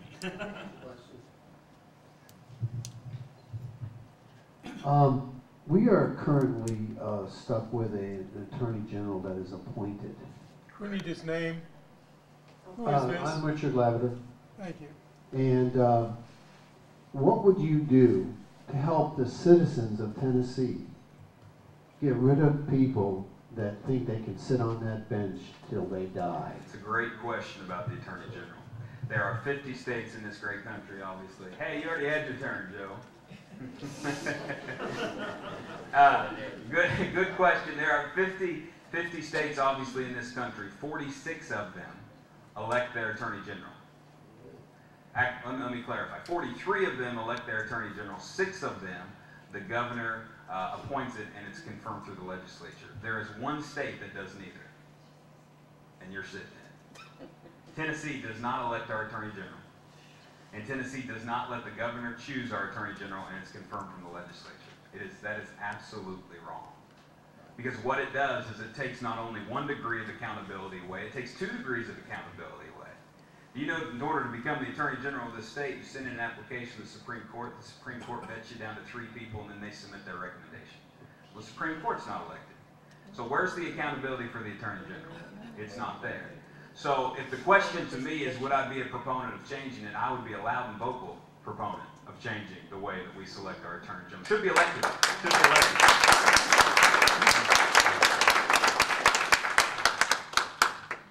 Thanks. Thank you very much.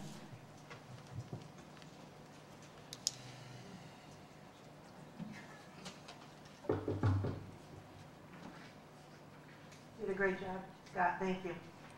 Next, we're going to go on to Tennessee House of Representatives 20th District. And we have with us tonight incumbent Representative Bob Ramsey, who will come up next. Thank you. Thank you very much, Linda, and I appreciate all of you being involved in this discussion tonight. These two groups, it's very important that we make the citizens aware of public discussions and what the stake here is a very important election coming up. And you'll excuse me, I'll try to get my voice back here just a moment. I have been involved in serving for the 106th and 107th General Assembly as a citizen legislator. I know to some of you that's quite an indictment, but we have done what I consider a good job. I've served under two very conservative governors, Governor Bredesen and Governor Haslam. We have passed this year a very fiscally responsible budget, as we did in 106, the 2 years that we served in there. Governor Bredesen was very conservative. He made great preparations for the use, and at one time he decided that he was not going to accept the stimulus package from the government, but he made good use of it, and the fact that we used it as one-time money. So when the $2 million, or $2 billion that we had less in our budget this year reflected that one-time money, and we escaped the difficulty of having funded services that we could not afford. So I've served with the Speaker of the House, Beth Harwell. She's done a very good job. She has made an effort to streamline our committee system. She has taken the recommendations for changing. I think we had a question about the number of pieces of legislation that came up. She has made the recommendations and accepted our recommendations for changing that, to streamline it, to make it more reasonable. I'm proud to have voted for our 3 constitutional officers. The Comptroller, Justin P. Wilson, has done an excellent job, and the Treasurer making sure that this state is fiscally responsible. We are rated very highly in the environment of business activities, even though we have lots of restrictions.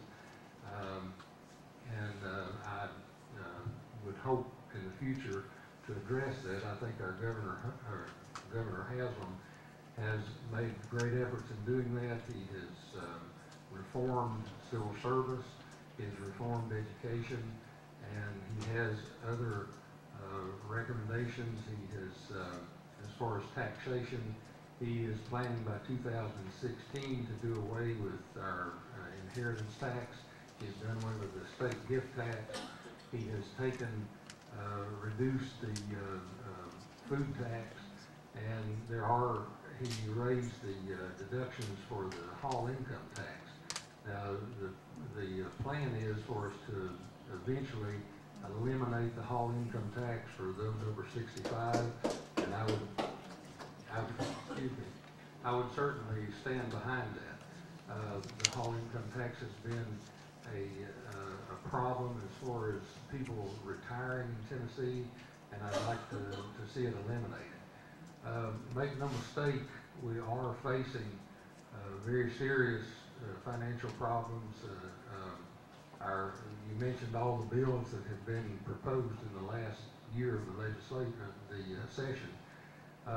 Our leadership in the governor's office and the leadership of the Speaker of the House and Speaker of the Senate have constantly come to the members and said, please, We want to focus on the jobs and our economic situation.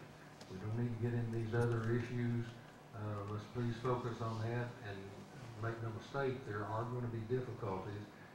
Last year, or year before last, there were 20 counties that reappraised, and of those 20, I think it was 6 of them had a reduction in their tax base.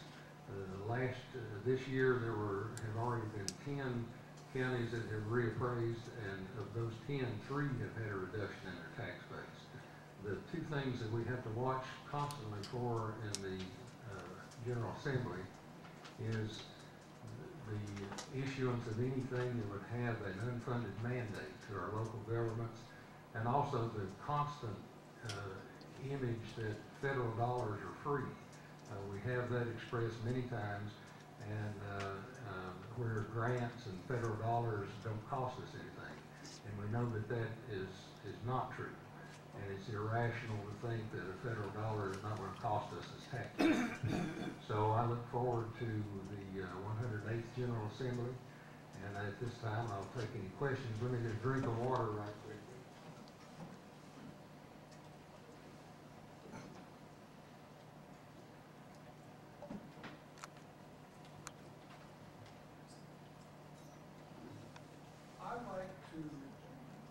Richard Hutchins. One of the things that I kind of look for in people that are representing me is conviction and passion. I don't think too many people would suggest that Joe isn't at least convicted and passionate. I certainly envy that. I want people that are going to get up there and stir things up and shake things up. Mr. Ramsey, you've been in politics and a long time, over 20 years. I'd like for you, in one paragraph, to share to me what you see as the proper role of government. As was mentioned before, the founding, or the citizens of the United States got together and decided that they needed a central government. The role of our central government here is to provide services, and essentially that's the federal government's role too. Before the Civil War, the only service that the federal government provided to the citizens of the United States was general mail delivery. So in that length of time, look how far we've come. I don't think that our state government is intended to create services that are not requested by the citizens, and in anything that we vote on, my effort is to come back to the citizens of the 20th district and get their opinion, and of course we can't get everybody's opinion, but to get some consensus of those people that it affects. So I guess in one brief statement, the Tennessee state government is intended, and their role is to reflect the needs and the welfare of the citizens of the state of Tennessee. And that's about as close as I can get it to one sentence. Hello, I'm Richard Lavender. I'd like to ask you a question about Governor Haslam. Introduced into the resolution was that the state would work against UN Agenda 21. And Governor Haslam has signed all resolutions except for the one that would make it a priority for the next session of the Tennessee legislature to find ways or pass a law, sort of like Alabama has, to shut down Agenda 21 in this state. And why did not the Governor Haslam refuse to sign that bill? It's the only one he has not signed. I think there might have been another one that he used to pocket veto on when he just didn't sign it and let it come along. But that I do not know. I think it received pretty overwhelming response in the House of Representatives. I can't speak for the Senate, but I would guess the same. The resolution to resist Agenda 21, and I was not aware that he did not sign it. I have heard no suggestion from his office or his administration that he in any way intends to support it. So I would be glad to ask. And as I say, or somebody else said up here, I'm not an expert on much, but when you ask me a question, I can find somebody that is. And if we need to find an answer to that, we can. I have a good working relationship with the governor's administration. As some of you may know, Mark Cate has been appointed to be his right-hand man now, I think, replacing Claude Ramsey, and Mark lives 2 or 3 streets over from me when he was living in Maryville. So we have, with Joe McCord being clerk and Mark Cate in the governor's administration, we have a very large ear to listen to our questions. But if that answers it, I'll be glad to follow up on that later if you want to. Joe Lineweber, want to ask a question? Yeah, here's the problem. Always follow the money. And just remember this and go look it up. The Logan Act prohibits anyone in this country, especially public elected officials, from taking money from foreign entities who have an agenda to violate the sovereignty of the United States of America. It's still on the books.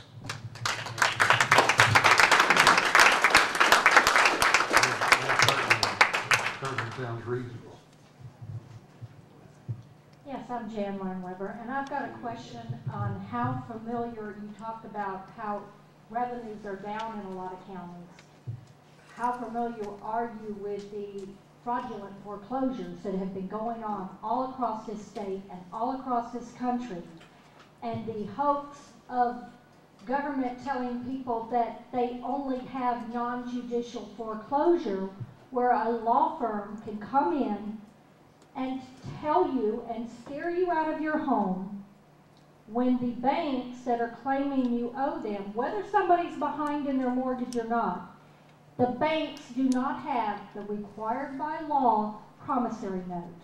They have befuddled this system so much with also fraudulent, this is a scam bigger than Bernie Madoff, fraudulent mortgage-backed securities, and they'll assign you a number and say, your house is sold under this, and we take your money and we give it to the trustee of the security, and he gives it to the people, but they don't know who the people are because the number doesn't really exist except in a computer.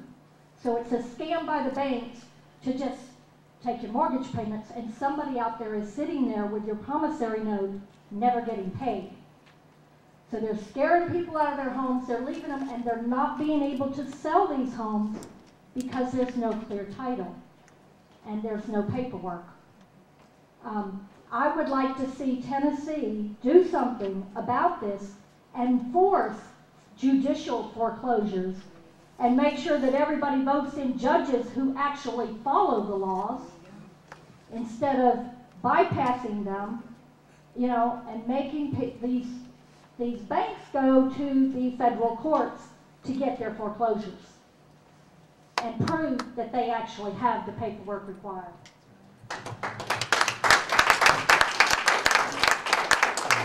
Very good question, and I've heard some reference to that, and certainly I would be very interested in following it up to make sure that that is, if it is going on in the state of Tennessee, that it's stopped, because foreclosures, and I mean, I'll be glad to follow it up with the comptroller's office on a personal basis, to personal experience, the Commerce Department.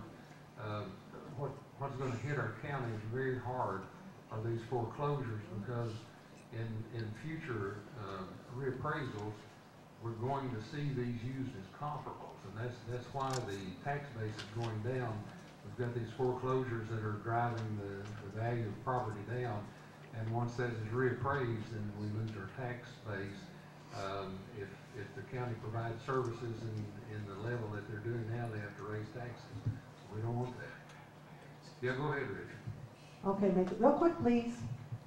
Mr. Ramsey, I took offense, and I'll tell you why. I am a victim of these fraudulent foreclosures. I challenged my mortgage service provider to tell me who they were providing the service for my mortgage, and they refused to tell me. And I was foreclosed on with unsigned notary assignments, and I've been fighting them in court for almost a year.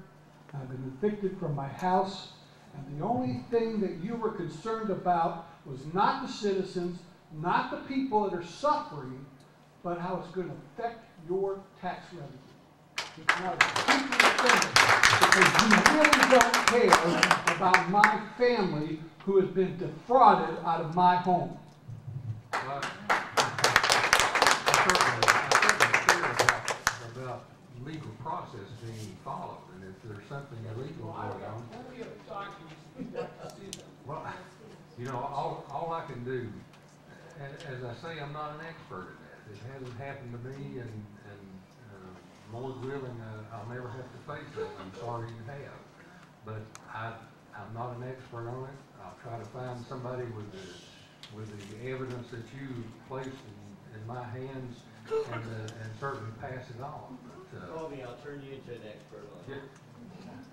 But, you know, my focus is to see that everything is done legally.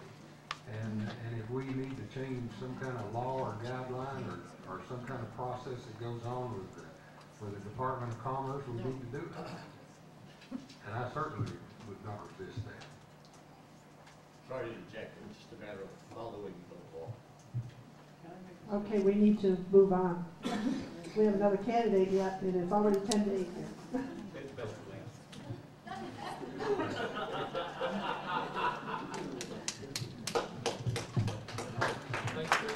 Thank you, Representative Ramsey. I appreciate it when we have incumbents who are willing to come out and speak. We have another candidate for the House of Representatives in the 20th District, and that is Tom Monroe.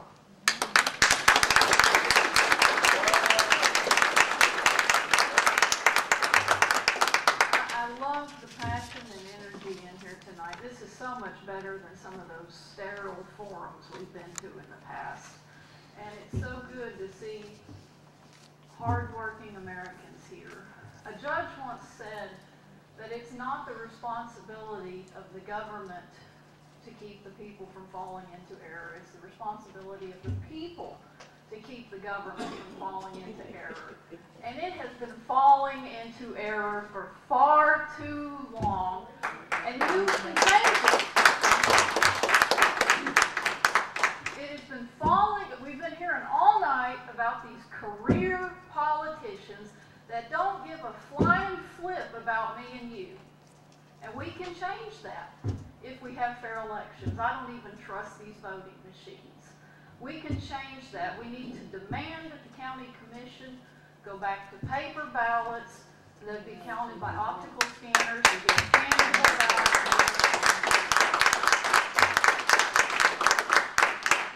The Miller's ballots were thrown out because they voted on a paper ballot. And our sorry county commission bowed to the election commission. They requested the election commission come explain to them what had happened and why they threw their ballots out. And the election commission voted not to come, and our commission just took it on the chin. That is, you know what, they should fire her and say, you know, and replace the entire election.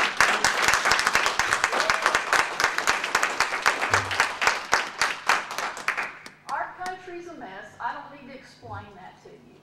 I want to show you. This is a postcard of a career politician. There's 18 years of a resume of a career in politics.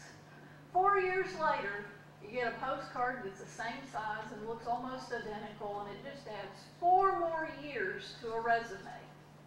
We need to stop this stuff. We need to put our legislators' feet to the fire. And if you all want to argue with me, I'll be glad to argue. We can argue all day long. You can put my feet to the fire, but you won't have to. Because everybody in here that knows me knows that I've been a fireball for many years.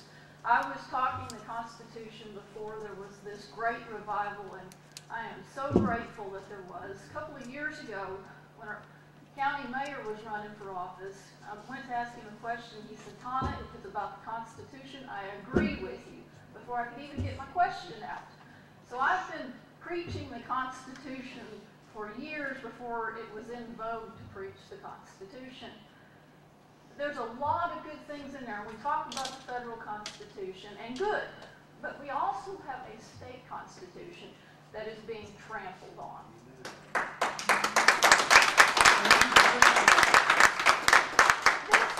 This bogus thing where these judges get these anointed high priests in black robes who can throw you in prison for nearly anything. We have attorneys pick them, and then all they get to do is push, retain, or replace.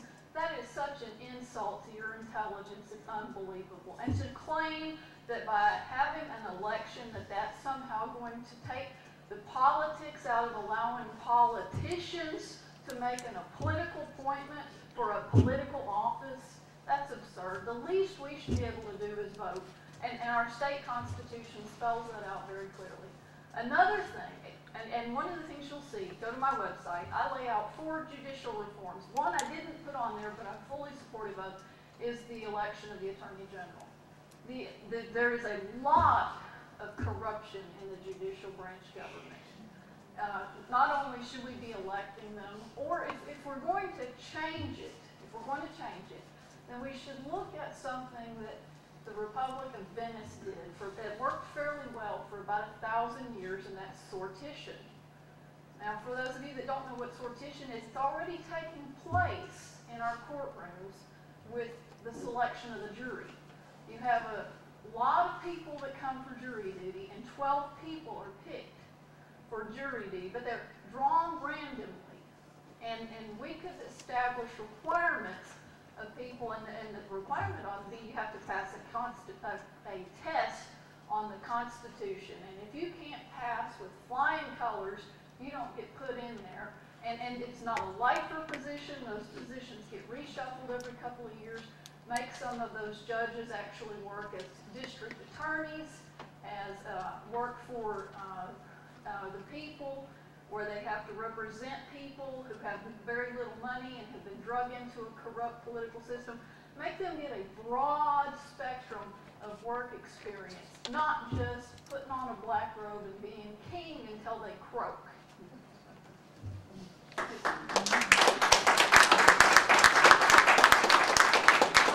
until then, our Constitution is being trampled on, and we need to go back to electing judges. And if we want to look at a different system, then I would encourage you all to look on my website. There's a link. John Rowland's a constitutional scholar. He's done some extensive writing on sortition. It is something we should be considering instead of allowing a bunch of politicians to pick our judges for us. Another part of our Constitution that's being trampled on, Article 1, Section 19, which states that the jury has the power to determine the law. Now, when you go into a courtroom, a judge looks down in a very condescending manner and says that he's the law. The jury has the power to determine the morality, the constitutionality of the law. And it's time we put that power back into the hands of the people.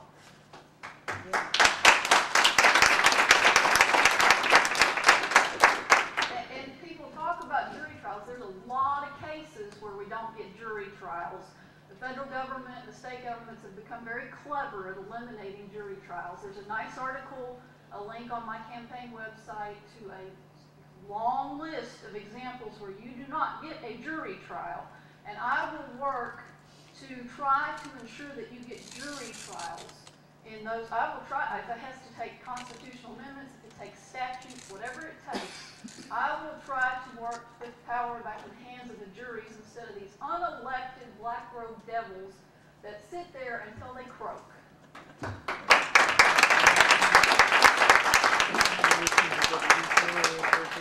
And so I want to, I'll go ahead and take questions. I want to just say that one of the top things, top priorities for me is going to be judicial reform, because as screwed up as Congress is, the courts are probably worse.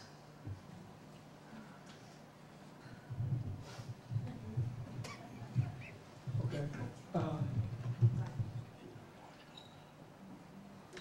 Yes. Richard Hutchins. You might know me. You're not going to yell at me, are you? Please. No. I'm kidding. I want to ask you the same question I asked your opponent. The role of government? Yes. What? Very simple. The role of government is to assist in the protection of your inalienable God-given rights. All right. Here.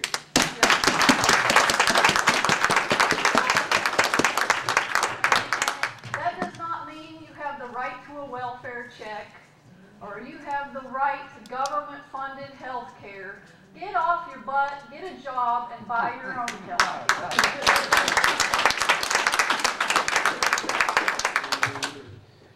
Tana, you've been very instrumental. I'm Richard Lavender. You've been very instrumental of waking up people how their Fourth Amendment rights are being trampled by this federal program called infusion centers. And would you, if you get into office, what would you do to get rid of these infusion centers and get all this spying on the citizenry stopped? The first thing that I suggested, and several state legislators, I've already talked to them, like this idea, is to set up a committee at the state level to review all federal grants with a fine-tooth comb. Because these legislators don't even read the grants. A state senator, not Doug Overby, a different state senator, gave me his 721-page copy of the state budget. And he said to me, I don't have time to read it, but I know you will, and you'll find the waste. Let me know what's in there. So I will sit and read this, and I will sound the horn. I got a big mouth, and I will sound that horn.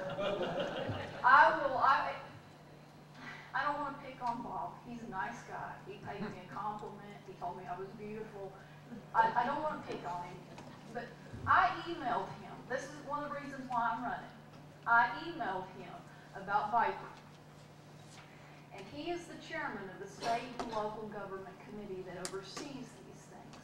And he did not even know which department was in charge of Viper. Where the TSA, these goons that grope you. I've got a sister that moved to Brazil because she can't find employment in the United States. I want to go see her. And I can fly for free. My husband works for an airline, but I won't, because the first time one of those TSA agents lays a hand on him, he's going to get a return hand. And so I refuse to fly because I don't want my husband fired from his job, and if I were to do that, they would fire him. So I can't go see her, but these same thugs that grope you are now at bus stations, they are at ferries, and teaming up with our state government. And coming to a theater near you. Yes! Yes! Now, where do we draw the line? This is absolutely absurd. Here we are, the most armed country in the world, and we can't even get on a plane without having a proctology exam?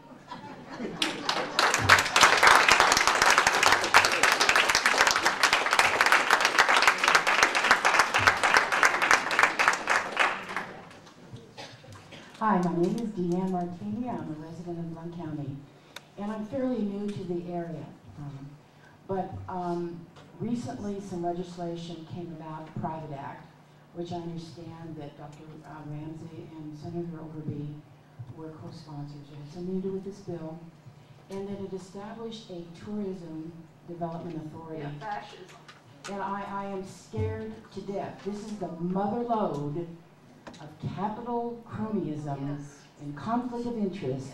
Because I read all the fine print of that 16-page bill. Okay?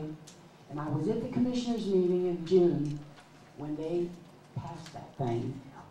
And I thought, And nobody spoke for it. There's another example of them not listening to the people. We had 11 people get up there and oppose that, and only 2 commissioners voted against it. They are not listening. no ma'am. And I was wondering what you would do about this, because I understand Repeal it, that this is, abolish it. Blount County is the model for this legislation for the whole state of Tennessee.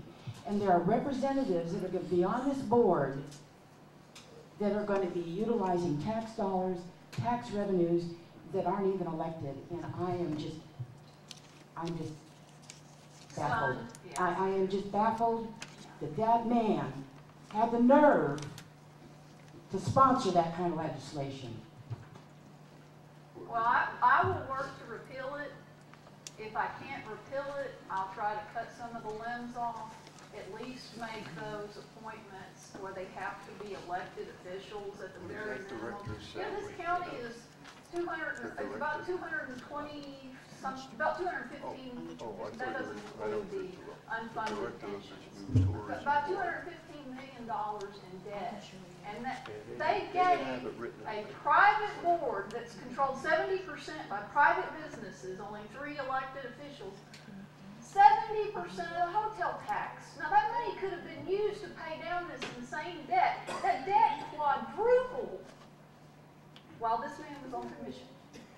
I'm sorry, Paul, I'm not trying to beat you up.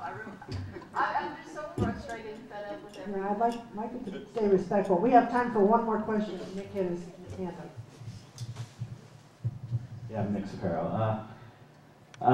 Yeah, I'll say my name. I actually had more of a statement relative to a question, and that was the fact that you've talked about the unelected judicial candidates and the TSA.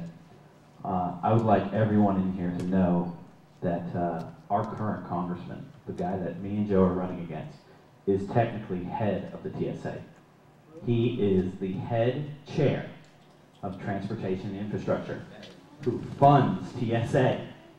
And his only job before being a congressman was one of those unelected Supreme Court candidates on the Tennessee board. That was it. That man is not worth voting for. Thank you.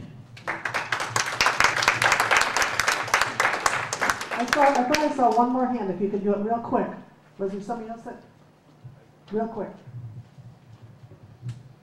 You know, I'm a Ron Paul supporter. I actually cast a write-in ballot in 2008. Yeah, and he's been called Dr. No before. Somebody picked on him one time that said he votes no for everything. And I pulled a bill up that passed 434 to 1 in the House.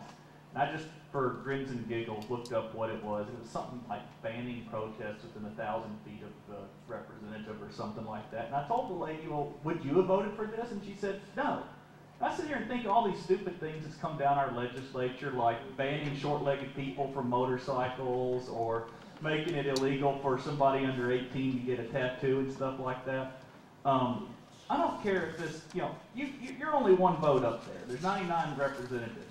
I mean, will you please be, I mean, will you break, be the Ron Paul up there and vote no on just about everything, even if it's 98 to 1?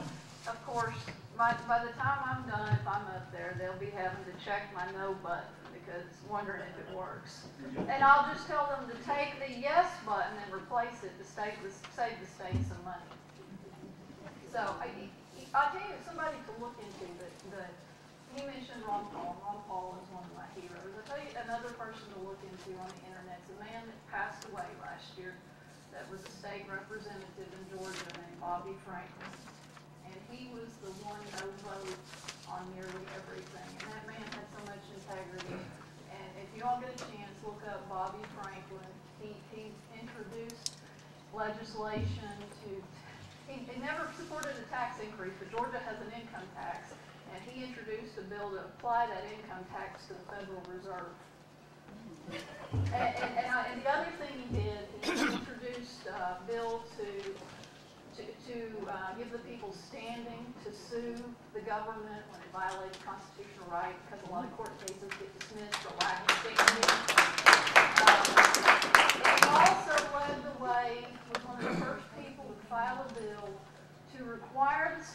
Georgia to follow the U.S. Constitution when it says that no state shall make anything except gold and silver coin a payment and debt. And when I take that oath, and the state's not dealing in gold and silver, they're violating the Constitution. So I will try, call me a gold bug, whatever you want, I will try to restore that piece of uncompliance, and because eventually the dollar is going to tank. And if you look at Germany, that had runaway massive inflation, the only thing that kept Germany functioning for a while was the fact that they had competing currencies. And we've got 50 states here that can each establish a payment system. And so when the dollar tanks, Tennessee does not have to go down. I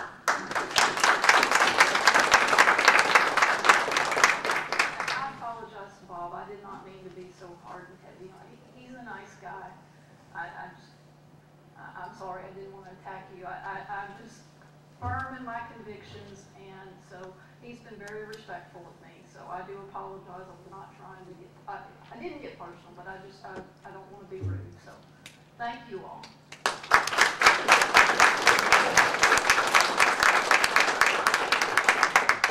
Thank you, Tana, and I agree with her. I was a Ron Paul supporter too. He's my hero.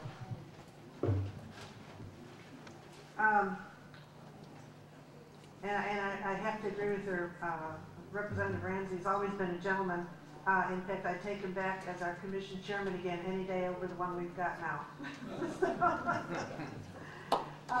The only other contested race we have is for the district school board in District 2. And if you happen to live in that district, the two candidates are Lisa Masowski and Chris Cantrell. We got no response whatsoever from Lisa Masowski.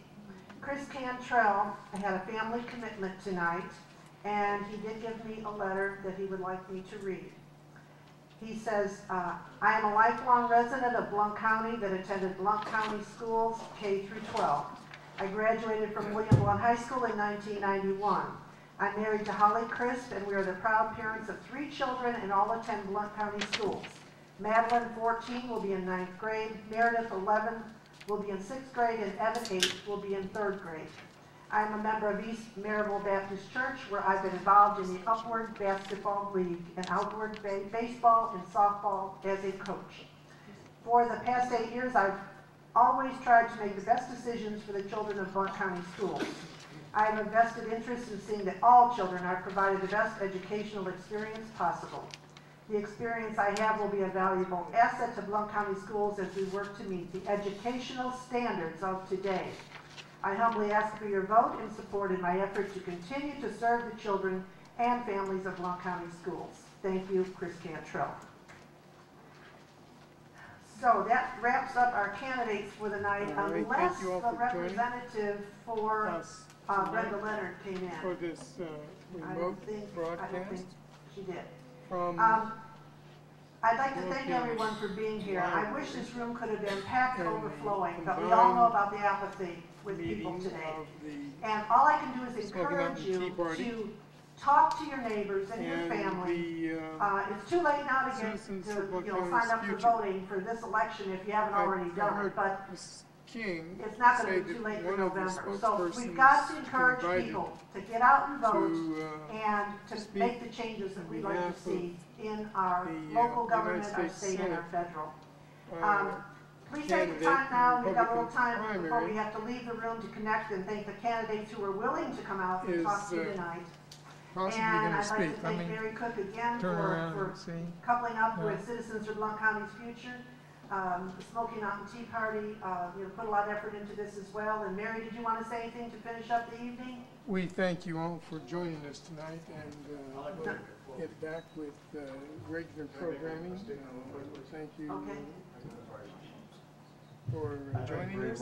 I'm acting as Steve Osborne now, WBCR, and not the representative for Zach, but I want to tell you, Mr. Hancock, that after we win in November, look me up and we'll start working on Alexander. Okay, thank you. I'll tell you what, let's do that, and either I would like to win or I like you to win. I work for you. You have a deal.